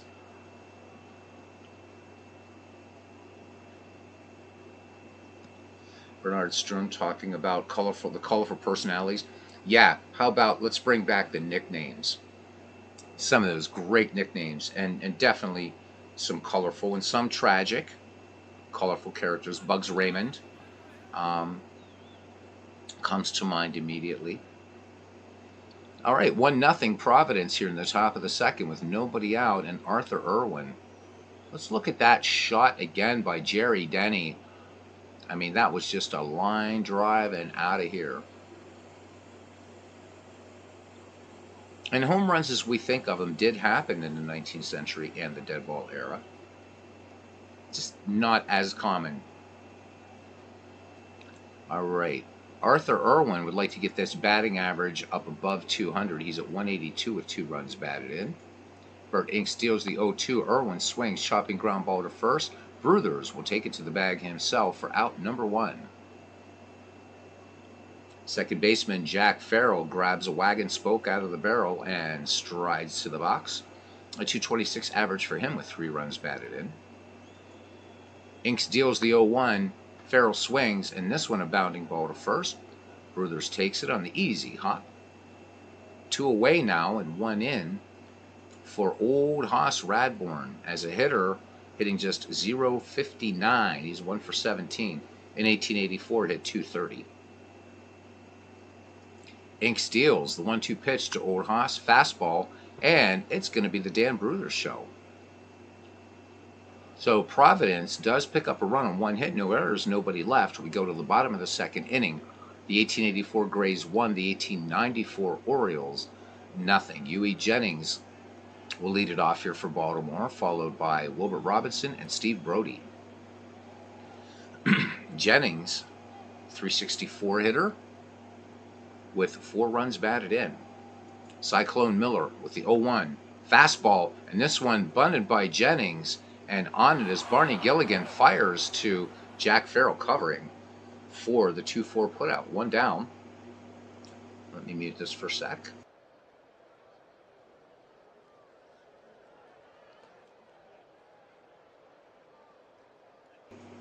All right, back with you. Here is Wilbert Robinson now, game moving along quickly. A 372 average, a home run, 10 runs batted in. Cyclone Miller has a sign from Barney Gilligan. Here is the 1-1 delivery. And Robinson, little chopper to second. Farrell to Joe Start, and the 4-3 putout is out number 2. Center fielder Steve Brody, 277 average, a home run, 10 runs batted in. That's awesome there, Jackass Whiskey. So giving us the dimensions of the chessboard that he is doing. That's great, man. That is so cool to have that skill. It really, really is. All I can do is cheat at cards. So there you go. But that is good. That is awesome. I'm sure they're beautiful. Maybe have a link to it somewhere on a web page. Show us one of your chessboards, man. That's why you got a wrench. All right. Brody bats with 2 down. Here's the 1-2 pitch, and Brody base hit left field. So Baltimore picks up its first base knock of the game, and the tying run is on at first with 2 down, and Heine Reeds hitting .326 with 11 runs batted in. The copper incusing is tedious. I would imagine it would be. Miller throws over Brody back, and they got him. Joe Start with the tag. How about it? So that is the end of the inning. No runs, 1 hit, no errors, and nobody left on. That one caught me by surprise. After 2, it's Providence 1 and Baltimore nothing. Cyclone Miller, and then the top of the order, Paul Hines and Cliff Carroll. All right. And Bert Inks ready to go now into his windup, and the pitch to Cyclone Miller, the 2-2 pitch, fastball. Miller sends this one to center field. Steve Brody had him played perfectly. 1 up, 1 down here in the top of the 3rd. Back of the top of the order, and Paul Hines. Paul Hines opened the festivities with a double back in the 1st, was unable to score. The Grays getting their run in the 2nd inning, and that has been the only run in this contest. The lefty deals the 1-1. Hines swings. Grounder to first. Bruthers to Inks covering on the 3-1 putout. So 2 quick outs here in the top of the 3rd for left fielder Cliff Carroll. The Providence left fielder struck out back in the 1st. Inks deals the 1-0. Carroll swings. This ball is a laser shot out of here. So Providence bringing the guns here against Bert Inks. And that one a shot to left field. And the Providence Grays now leading this game 2-0. Joe Start now batting with 2 down and 1 in. He is grounded to second his last time up. Inks brings it. Start swings. Bounder to third. McGraw gloves and throws in 1 graceful motion onto Dan Bruthers to retire the side. But another run for Providence on 1 hit. No errors. We go to the bottom of the 3rd. Providence 2 and Baltimore nothing. Ken Castro not having to do a lot of managing in this game thus far. So you have enough money? Well, there you go, man. Good for you. I'm glad you have money, tasks and goals. I got to work. I got to do what I got to do, my thing. But it is good. Yes, things to get you out of bed. I think it's a good idea. And you have a wonderful craft. Really, really. I think that's great. I do think that's great.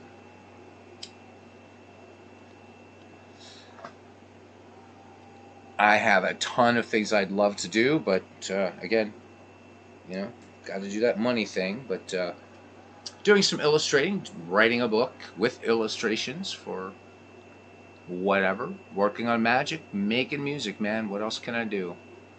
Got to pay the bills, unfortunately. All right, and I'm not good enough to do this full time, so there you are. Miller delivers to Heine Reitz to lead it off. Reitz fouls this one back. Count 3-2 on Reitz. Cyclone brings it to Reitz again. This one line to right, and Old Hoss Radborn picking it off a tall blade of grass. So 1 away here in the bottom of the 3rd inning. And Bert Inks now 1 for 4 in the tournament, including a run batted in and a run scored. Cyclone deals. Inks draws the walk in the 3-1 pitch. So Baltimore brings the tying run to the plate, and Joe Kelly, leadoff hitter for this Baltimore squad, and he grounded to third in the 1st. Miller brings the 2-1 delivery. Kelly swings. This fastball getting away from Joe Gilligan, or from Barney Gilligan, and Bert Inks now in scoring position. That one is a wild pitch on Cyclone Miller. Joe Kelly represents the tying run. 2 home runs in this game thus far, both by the Providence Grays.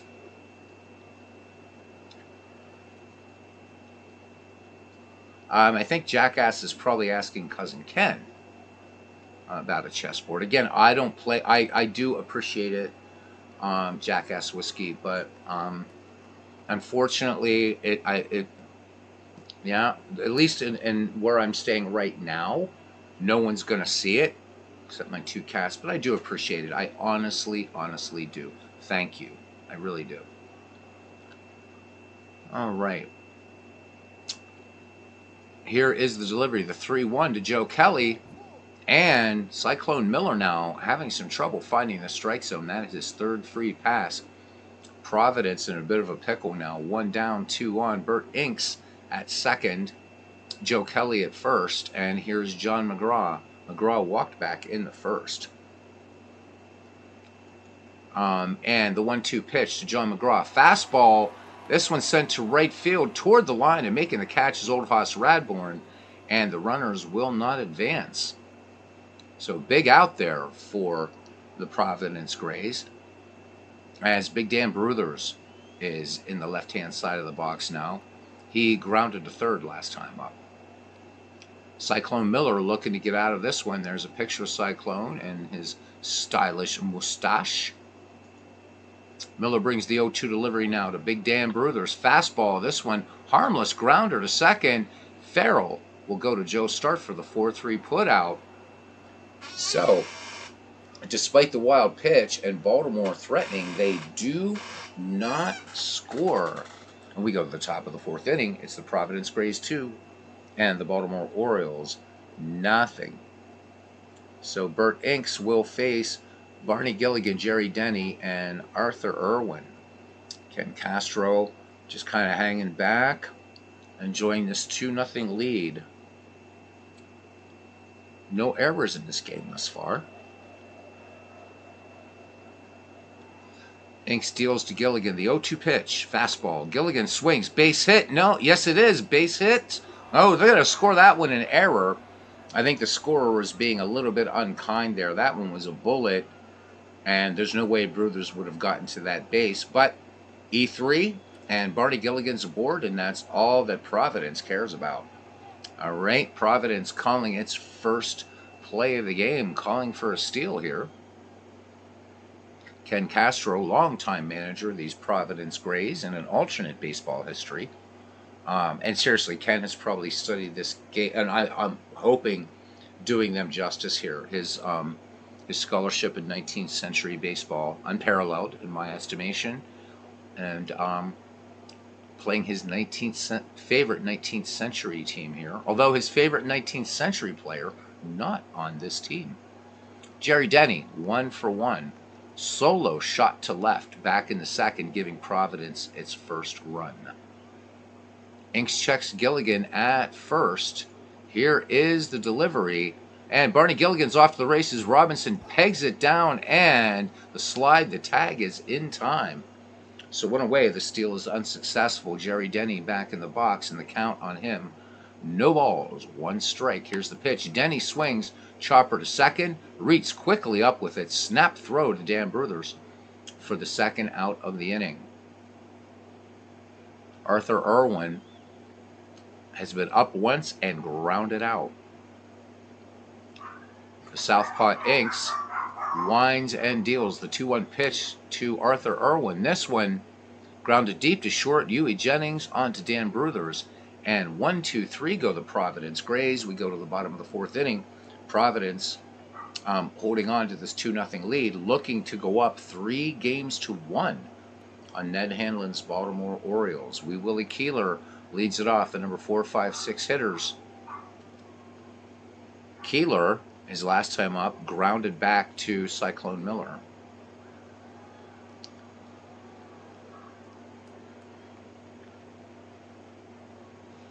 And Miller deals, and Keeler with the bunt. Gilligan fires on to Jack Farrell. 1 out, much to the chagrin of this Baltimore crowd. Huey Jennings now, he is 0 for 1, bunted to the catcher last time up. Cyclone Miller's 0-1 changeup, and Jennings turns on this one too early, and this one will make the seats in foul territory in left field. The count now 0-2. Cyclone Miller into his wind. And Jennings, base hit left field. This one just past Arthur Irwin. And that's the second hit for the Orioles in this game. The tying run comes to the plate. And the person of Wilbert Robinson grounded to second, back in the second. 1 away. Miller looking double play here. Throws over. Trying to keep Jennings honest. Ken Castro going up with the glove. Calling for a pitch out. Miller peers in, has the sign from Barney Gilligan. Here's the pitch. There goes Jennings, the throw down, and they got him. So they were looking steal, and Barney Gilligan came up gunning, and that will erase the runner. So 2 away now, and bases empty. Wilbert Robinson back in with a 1-0 count on him. Cyclone Miller brings it. Fastball, swung on, base hit center field. So the caught stealing is huge.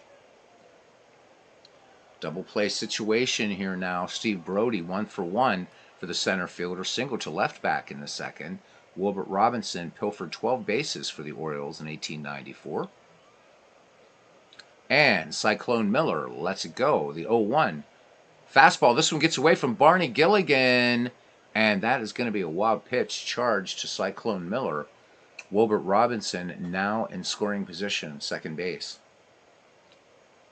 Brody back in the box. The count 1-1. Miller with a fastball. Brody swings on it. Base hit. Right field. Radbourn up with it. Rounding third is Wilbert Robinson. And he will come in to score. Steve Brody picks up the RBI. The Baltimore Orioles cut the Providence lead in half.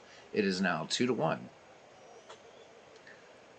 Steve Brody perched out there at first with 42 steals in 1894. Brings up Heine Reitz, who is nothing for 1. Lined out to right back in the third inning. Miller throws over. Brody is back. So Miller got a pickoff earlier in this game. So a pretty good move to first. Steve Brody keeping an eagle eye on the pitcher, dancing off first. Miller deals the 1-2, and Heine Reitz rips through this and comes up with nothing but air. 1 run, 3 hits, no errors, 1 left. We've played 4, and it's Providence 2, Baltimore 1, and Providence will send up Jack Farrell, Oldhouse Radbourn, and Cyclone Miller. 7, 8, 9 hitters here in the top of the 5th. Jack Farrell grounded out to first back in the second inning. Southpaw Bert Inks ready to deal. Fastball. Farrell swings, comebacker to the mound. Inks to Bruthers. 1 away here in the 5th inning.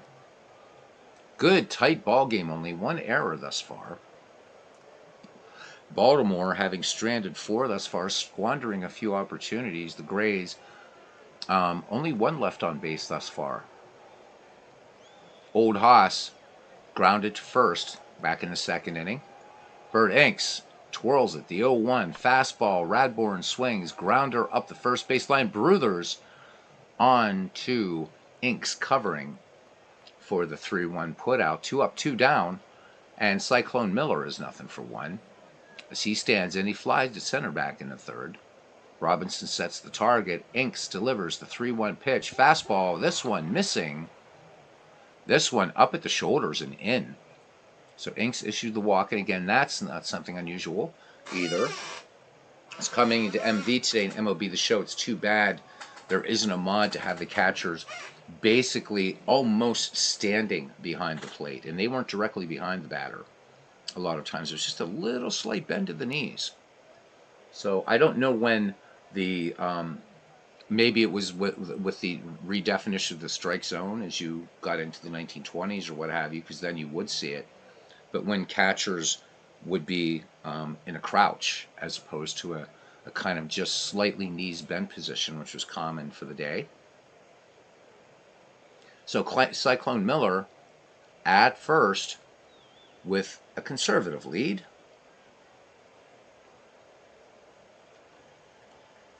It's going to be as I appreciate that, Jackass Whiskey. If you insist, I will acquiesce. Thank you. All right, Inks peers in and has the sign from Wilbert Robinson, ready to deal to Paul Hines. The center fielder is 1 for 2 with a double and a ground out. Here's the delivery, and there goes Cyclone Miller, and he is caught stealing, and that will end the inning.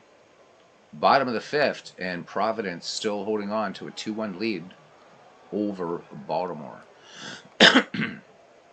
Excuse me, please. So it'll be Inks, Kelly, and McGraw due up here in the home half of the 5th inning. Inks walked in the 3rd. Cyclone Miller deals. Inks swings, base hit up the middle. And Hines, playing it on the hop, fires it into shortstop Arthur Irwin. Tying run now on at first, and the go-ahead run comes to the plate and leadoff hitter Joe Kelly, who was nothing for one. He's grounded out and walked. Miller's 1-2 delivery to Joe Kelly. Fastball. This one chopped up the first base line, and it'll be start to Miller in a close play, and they nip Joe Kelly by a step. Bert Inks will move into scoring position for John McGraw. McGraw, nothing for one. Walked back in the 1st and flied out down the right field line in the 3rd. Miller's 2-2 pitch to McGraw. Fastball and easy fly ball to right field, and Old Haas making the catch. Bert Inks will remain at second. So 2 away now. Providence facing Dan Bruthers. Bruthers nothing for 2 in the contest. He has grounded out twice. So Dan Bruthers' bat, quiet of late, much to the joy of those in Mudville and in Providence. Miller deals the 0-2 pitch to Bruthers. Fastball. Bruthers swings. Hard ground ball to second. Farrell to start. And that ends the inning. No runs, 1 hit, no errors. A runner left. We've played 5. And Providence 2. Baltimore 1.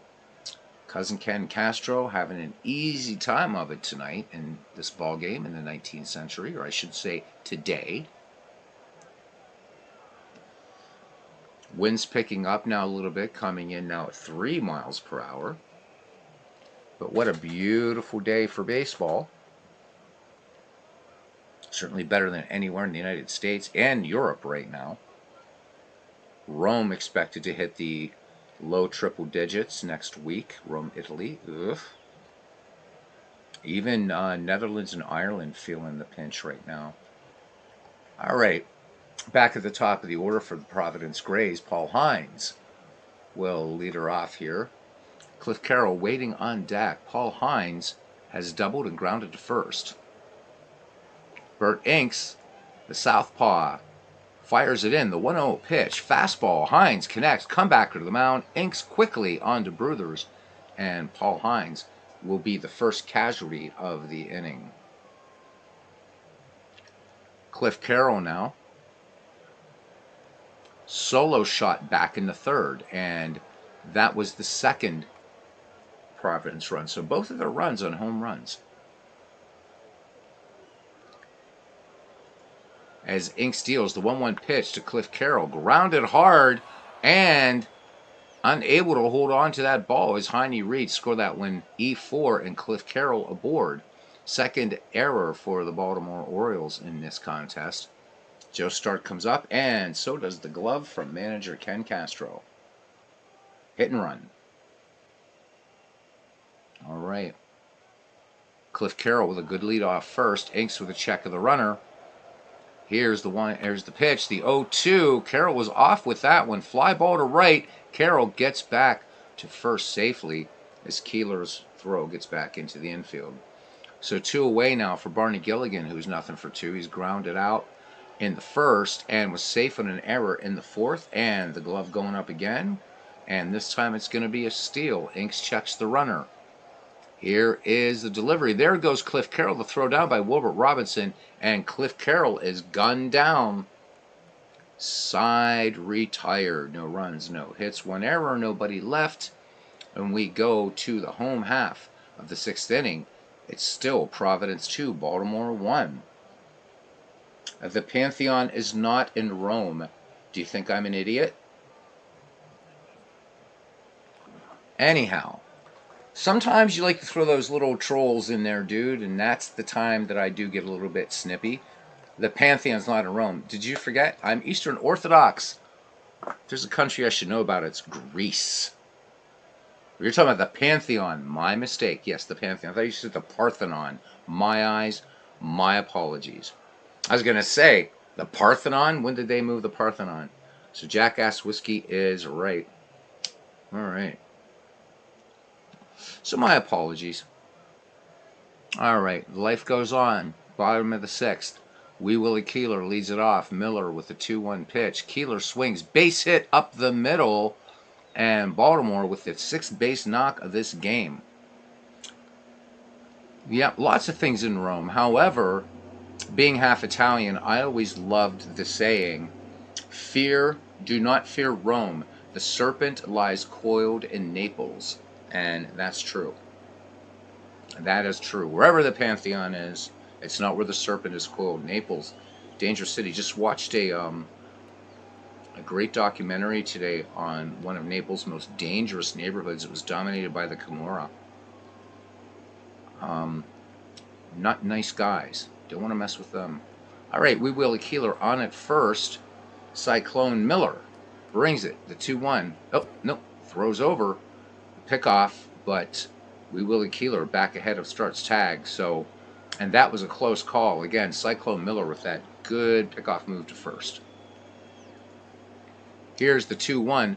Jennings, this pitch gets by Barney Gilligan. And Keeler, this one a pass ball this time. And the fountain's going to be full with people with heat, right? Gelato stores won't be able to close. Yep. No, I misread it there. Absolutely, they're Jackass whiskey. All right, 3-1 now. Huey Jennings with the 3-1 and lined right to Jack Farrell.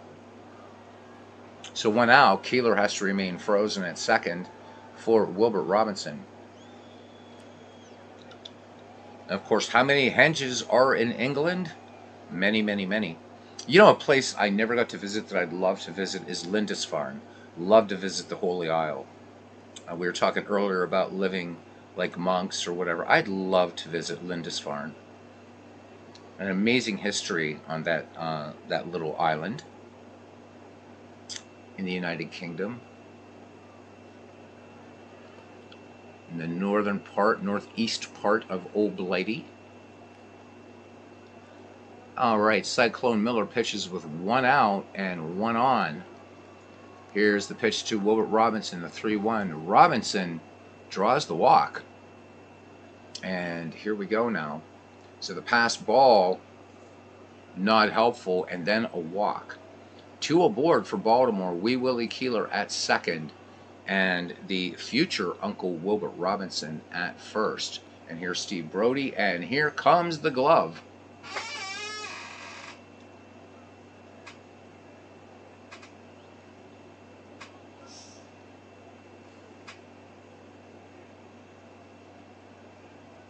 A mound visit. All right. It's saying that Cyclone Miller is strong, Cousin Ken.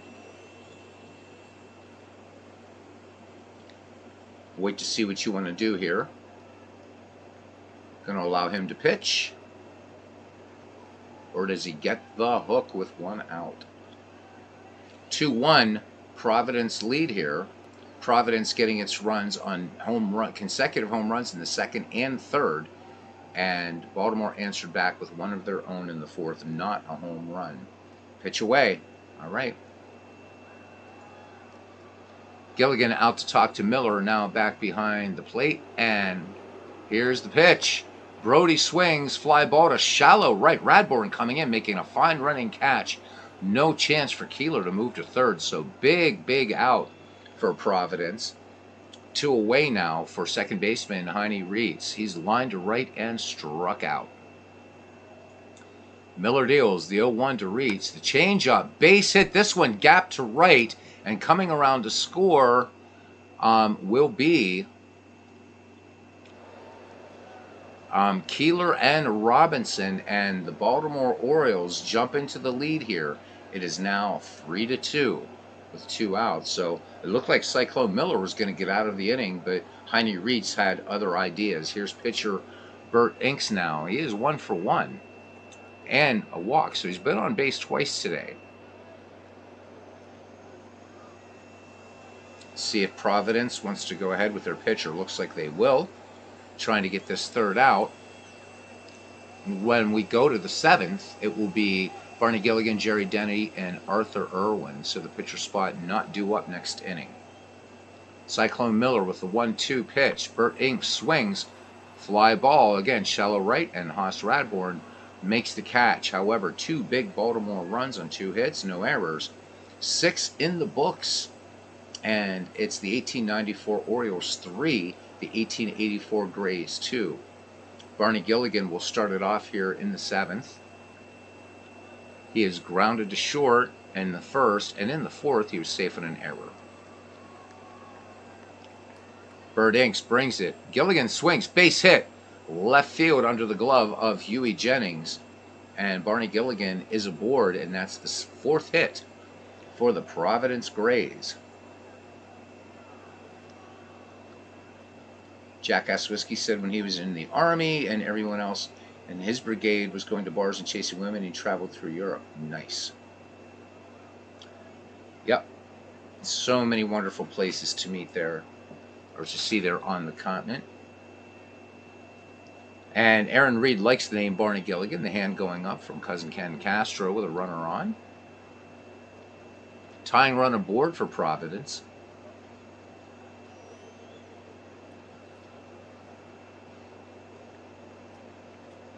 Cousin Ken wanting to see these 1884 Grays move ahead, but at least there is one guarantee.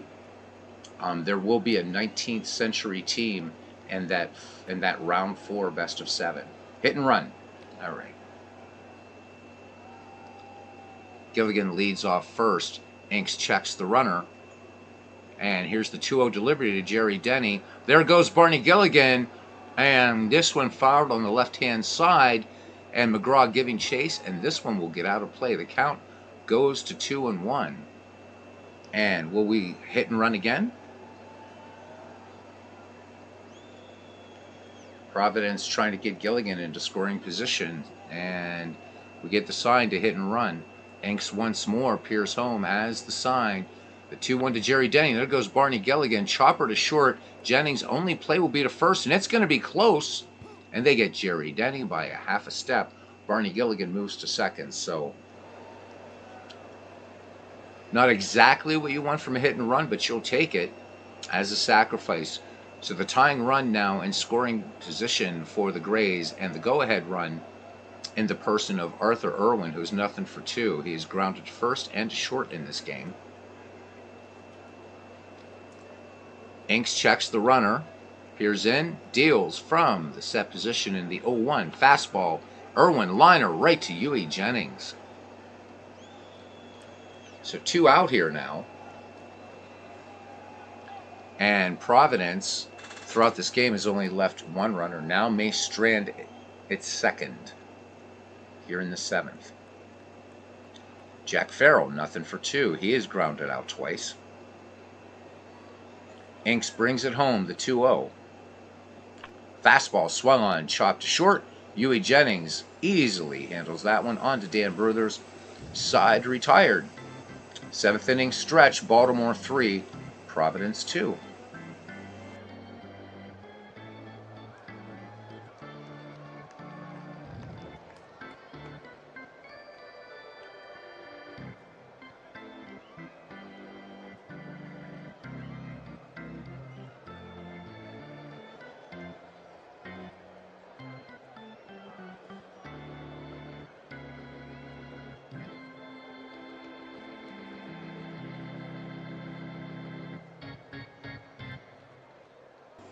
And once again, thank you for Aaron Reed leading us in Take Me Out to the Ball Game, which hadn't been written yet. Thank you, Aaron. So, Aaron, what we're going to have to do is next time we get a game where we have Mike Kelly in there, you've got to learn Slide Kelly Slide. And yeah, so that'd be a good one. Slide Kelly Slide. Sure, Aaron. Yeah, next time I have you on, we'll definitely have you sing. I'll have you on one of the all-time greats franchises I'm doing, either this game or Out of the Park Baseball when the Reds are playing. All right. So nobody out, and here is Joe Kelly to lead it off here in the bottom of the 7th inning. The Hall of Fame left fielder has grounded out twice and walked in this game. Let's look at the line now for Cyclone Miller, and then we'll check Inks when we go to the 8th. Miller, through 6 innings of work, 7 hits, 2 earned runs, 4 walks, and a strikeout.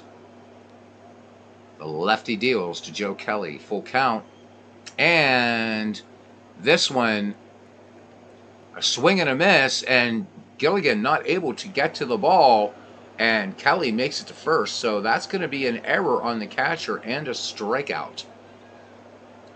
So a little bit unfortunate play there. Baltimore with a runner on now, and here comes John McGraw. He has been successful once in 2 tries. Oh, no, he has not. I'm sorry. He's 0 for 2 with a walk. Again, pardon the bad eyes. You need a slow organ track of the stretch. No, man, you got to sing it a cappella. Miller throws over. Kelly back. Miller now comes home with it to John McGraw. And this one, the throw down by Gilligan, and Joe Kelly just gets back. So Providence doing everything it can to keep the speedy Joe Kelly at first base. And here we go again. Here's the 1-0 delivery. Curveball. McGraw sends this one deflecting off of Miller. This one will go from start to Farrell, or I'm sorry, from Irwin to Farrell to start, courtesy of it going off the, looked like the slab. Weird play, but it's a double play and the bases are empty. Providence getting a big break there as Dan Bruther strides to the plate, and he has grounded out 3 times. Cyclone Miller 2-0, and Bruthers this time is going to scorch this one to center field, base hit. Paul Hines gets it back in there. And here comes Keeler. He is 1 for 3, singled back in the 6th. Bruthers leads off first, 38 steals in 1894. Cyclone Miller brings it. And it's a pitch out, nothing doing. Bruthers is not going anywhere.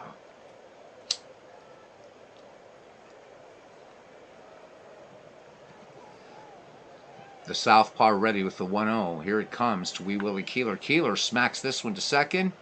And quick throw by Jack Farrell to Joe Stardom. The 4-3 putout. And that does it. Baltimore tried to mount a threat, but to no avail. So no runs, 1 hit, no errors. 7 gone here. And what a good ball game we have. Baltimore 3, Providence 2. Baltimore 3-8-2, Providence 2-4-0. Baltimore squandering opportunities, leaving 7 on base. The Grays only stranding 2. Old Hoss, Radbourne, Cyclone Miller, and Paul Hines due up for the Grays here in the top of the 8th inning. Thank you, guys. Nice to see a nice little amount of people hanging out for 19th century baseball.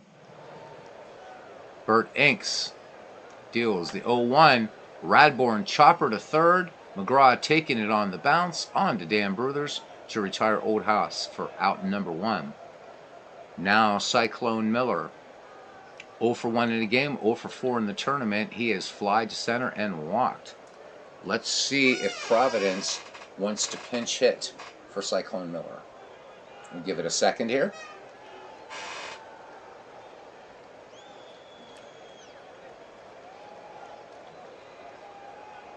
And there's the glove. Why do I sense a Charlie Sweeney's? Nava's come. Okay.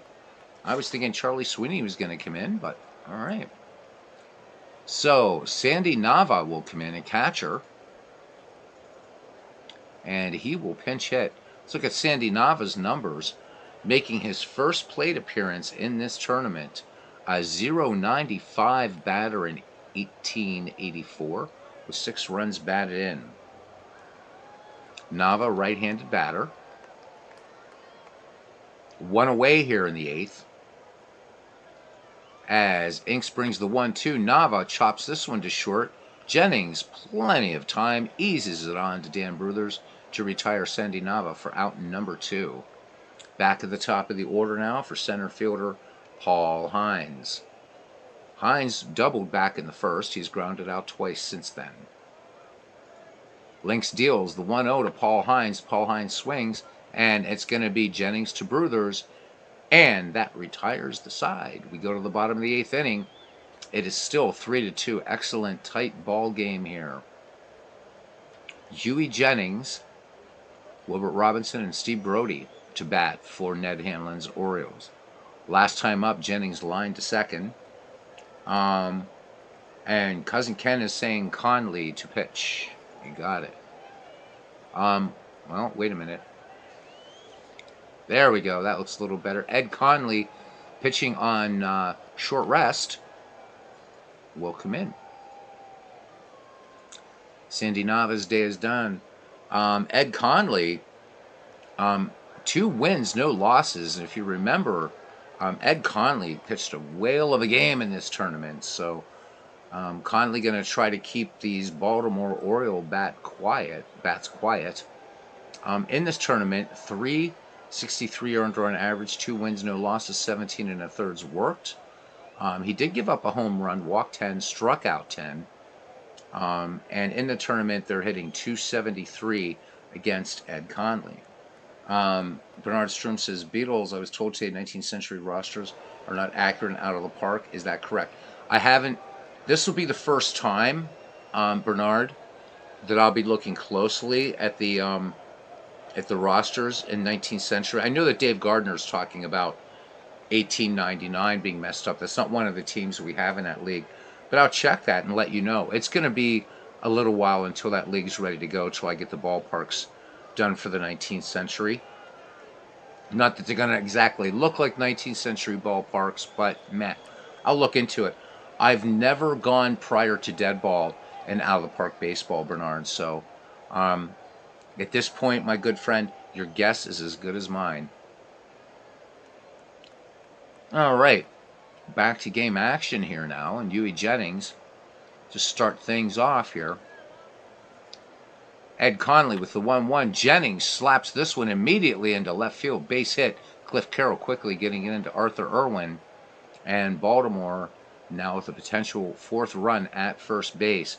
Wilbert Robinson 1 for 2. Walked back in the 6th. Conley sets and throws over. And Jennings is picked off. What a play by Conley. So it looked like that Jennings was off the bag. Start giving him a little chase, and they got him. Second pickoff by Providence in this game. 1 out, bases empty now for Wilbert Robinson. Big play for the Grays as Conley deals to Robinson, full count. Curveball, and this one missing high and away. Wilbert Robinson aboard now. So 1 away for Steve Brody. Brody, RBI. Back in the 4th, it scored Wilbert Robinson. Giving Baltimore its first run. Conley throws over. Robinson is back. Conley peers in, has the sign from Barney Gilligan. The 1-1 delivery. Fastball swung on to short. Irwin to Farrell to start for the inning-ending double play. And the Providence Grays, with some very good defense, get out of it. We go to the top of the 9th. The 1894 Baltimore Orioles looking to even it up here. The score is 3-2. And the number 2, 3, 4 hitters due up for Providence. Cliff Carroll, Joe Start, and Barney Gilligan. As Jackass Whiskey says, when you are young, you don't know danger. Okay. All right. There is some wisdom in that. Okay, so Cliff Carroll, the story on him was that solo shot back in the 3rd. Again, both runs for Providence on home runs in this game. Inks deals. Here's the 1-1 pitch. Fastball. And this one fouled into first base territory. And this one will make the seats. And thrown back immediately to pitcher Bert Inks. Carroll steps back in. The count, 1 ball, 2 strikes. Carroll swings, bounding ball to second, and Heine Reeds up with it onto Dan Bruthers for the 4-3 putout. 1 away. Joe Start fly to right his last time up. Nothing in 3 attempts. Bert Inks into his windup, brings it home. The 1-1. Start swings in this curveball. Chopping ground ball to John McGraw. Plenty of time. Sets and throws for the 5-3 put-up. 2 down, and it's up to Barney Gilligan to try to keep things going for the Providence Grays. Singled back in the 7th. Lynx brings it home. The 1-0. Gilligan swings. This should be the ball game. Jennings to Dan Bruthers, and that's it. Baltimore comes back and takes this one from the Providence Grays, 3-2. A very clean ball game. And for this time, and with only 2 errors, this could very much look like a 21st century baseball game, including 2 dingers. All right, let's look at it. For Providence in a losing cause, both Jerry Denny and Cliff Carroll each with home runs. And for Baltimore, Wilbert Robinson goes 1 for 2 and walked twice. Bert Inks gets his second win, goes to 2-0. Cyclone Miller falls to 1-1. So already talked about the 2 extra base hits in terms of home runs. Also, the 1884 Providence Grays with a double by Paul Hines. 1 extra base hit for the Baltimore Orioles, and that was a double by Heine Reeds. Let's have a look at pitching here now. Cyclone Miller went 7 innings, 8 hits, 3 runs, 2 earned, 4 walks, 2 strikeouts, and a 2.93 earned run average. Ed Conley worked an inning in relief, gave up a hit, and walked 1, and a 3.44 ERA for him. Bert Inks goes the distance for the Baltimore Orioles.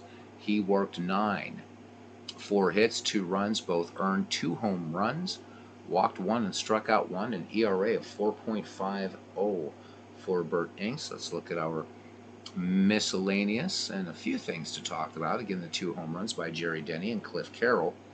Caught stealings and pickoffs. Well, Providence on its game today, but Providence also caught stealing. Barney Gilligan. Gilligan is caught stealing, as is Miller and Carroll. Baltimore, so Steve Brody was picked off by Cyclone Miller. Huey Jennings caught stealing twice. So runs batted in. Cliff Carroll picks up number 7. Jerry Denny, number 8. Steve Brody picks up his 11th, and Heine Reeds with 2, picking up 12 and 13. Cyclone Miller with 3 total wild pitches in this tournament, and 2 of those wild pitches came in this game.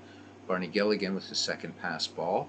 Huey Jennings with a great play. Hines and Kelly each with a poor play. Left on base, Providence 2 and Baltimore 7. Providence turned to double play. The game-winning RBI, Heine Reeds, and the MVP, Bert Inks. I think I can agree with that. All right, go back to the playoff bracket now. And it's getting interesting.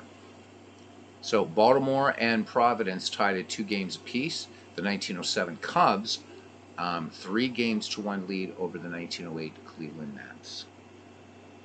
Whew. There we go. Oh, man. Making mistakes. Ken says kicking himself for not walking Reeds to get to Inks. It's the beauty of baseball. I know in F-ball they call it Monday morning quarterbacking or whatever the hell it is. In baseball, we just kick ourselves. Damn it. So, this has really been a fun tournament. And Cousin Ken, no matter how it turns out, you're going to have a 19th century team in there. Boy, I don't even want to predict it between Baltimore and Providence anyhow. I think Chicago has this one in the bag. Hate to count the naps out, but I mean, mathematically, Chicago just needs to win 1. So there you go. Yeah, these Cubs are ridiculous, aren't they? In fact, let's have a quick look at that Chicago Cubs roster. I mean, it's just loaded, and you got you know just all the way up and down here. We ignore the outliers here. So Frank Chance, I mean, with a 293 average, that's damn fine in 1907. Schulte behind him at 287. This is real stats for 1907, by the way, guys. Johnny Kling at 284 hitter. Sully Hoffman hitting a solid 268. Scheckert at 267. Steinfeld 266. And Jimmy Schlegel 258 hitter. Johnny Evers even 250. So these guys, good bats. Good bats. Again, not a lot of home runs. We're not going to worry about that. Speed on this Chicago team. Johnny Evers with 46 steals. Frank Chance had 35. Scheckert with 31. Hoffman with 29. Schlegel had 28. Joe Tinker, 20 steals. Harry Steinfeld pitched in with 19 of his own. Just crazy. Just crazy. We look at the OPS for these guys here. And again, we have to got to kind of look past the outliers. Frank Chance with a 756 OPS. Johnny Kling with a 728. Schulte with a 725. Pitching, you got overall Three-Finger Brown, Lundgren. I mean, look at these guys, right? These ERAs are crazy. This pitching was MV picked this team. There's a toss-up between this or the 1906 Cubs, who, of course, were beat by the hitless wonder Chicago White Sox in 1906. He felt that the pitching was better in this 1907 squad. And you got overall Brown, Lundgren, Rohlbach, and Feaster. And the highest ERA among them is 1.69 by Ed Rohlbach, who's a tough pitcher. Overall, the second highest ERA among these guys, the low ERA is at 1.68. Three-Finger Brown went 20 and you had two 20-game winners, 23-7 for Orville overall, and Three-Finger Brown in 1907 went 20-6. Ridiculously strong team. Ridiculously strong team. So there we go.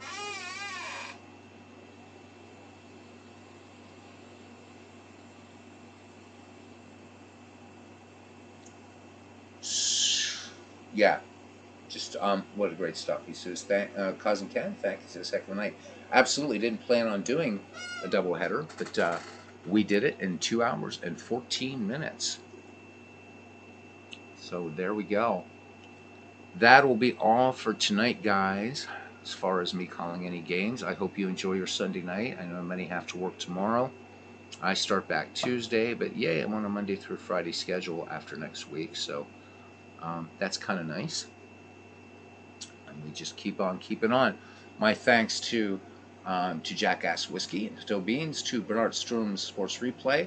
He says, by the way, his game tomorrow features Smokey Joe Wood going for win number 17. So tomorrow, guys, 1912 Boston Red Sox and Bernard Stroom's 1912 replay in Action PC Baseball.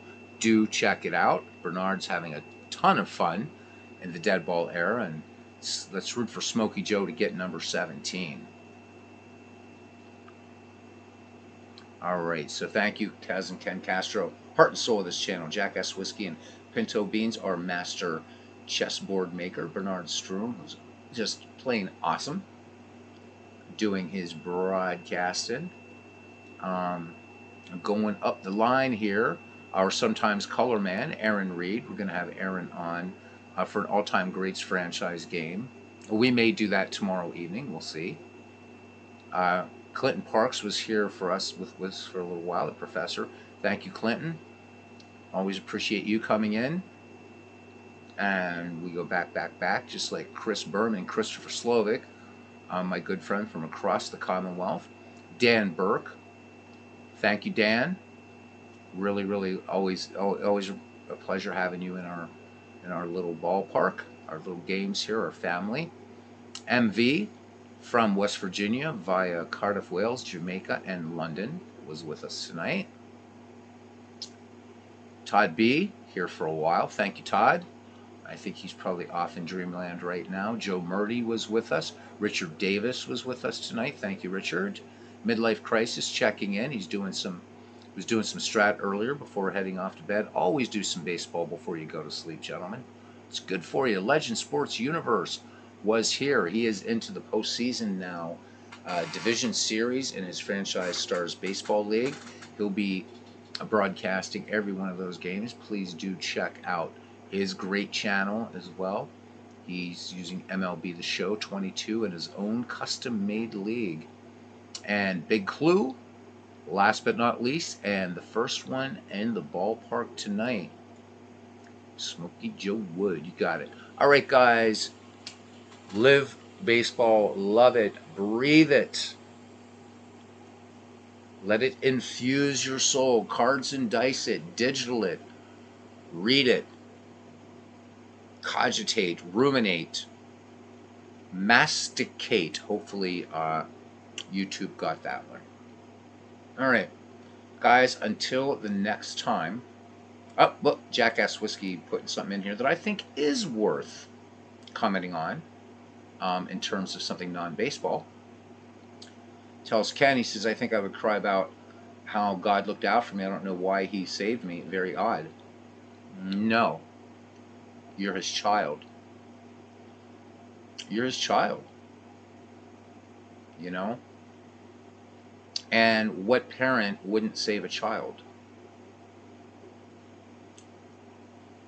You know what? That's what we would say. You say you're not a good person, but when you knock yourself like that, we believe in my faith that you're made in the image and likeness of God. And so we all make mistakes, but to call yourself a bad person, you're insulting God. He saved you because you're his child. We are created to be greater than the angels. That's why he helped you out of those bad situations. Now, the term saved, you're using that in a different context. In my faith, we would answer to somebody who believes in once saved, always saved. We would say, well, no, I was saved, I am being saved, I will be saved. It's a process. Just like St. Paul talks about, we work out our salvation in fear and trembling, and God doesn't judge us by our mistakes, man. But did we learn from our mistakes? That's all I'll say to that, and God bless you. Yeah, absolutely, man. So, talks about not being a good person, but out of the goodness of his heart wants to make a handmade chessboard for somebody he's never met, a voice that he has heard on YouTube. I think you're a good guy, Jackass. Sometimes you're a pain in the ass, but you're a good guy. So take it for what it's worth, brother. And until then, guys, see you around the batting cage. Good night.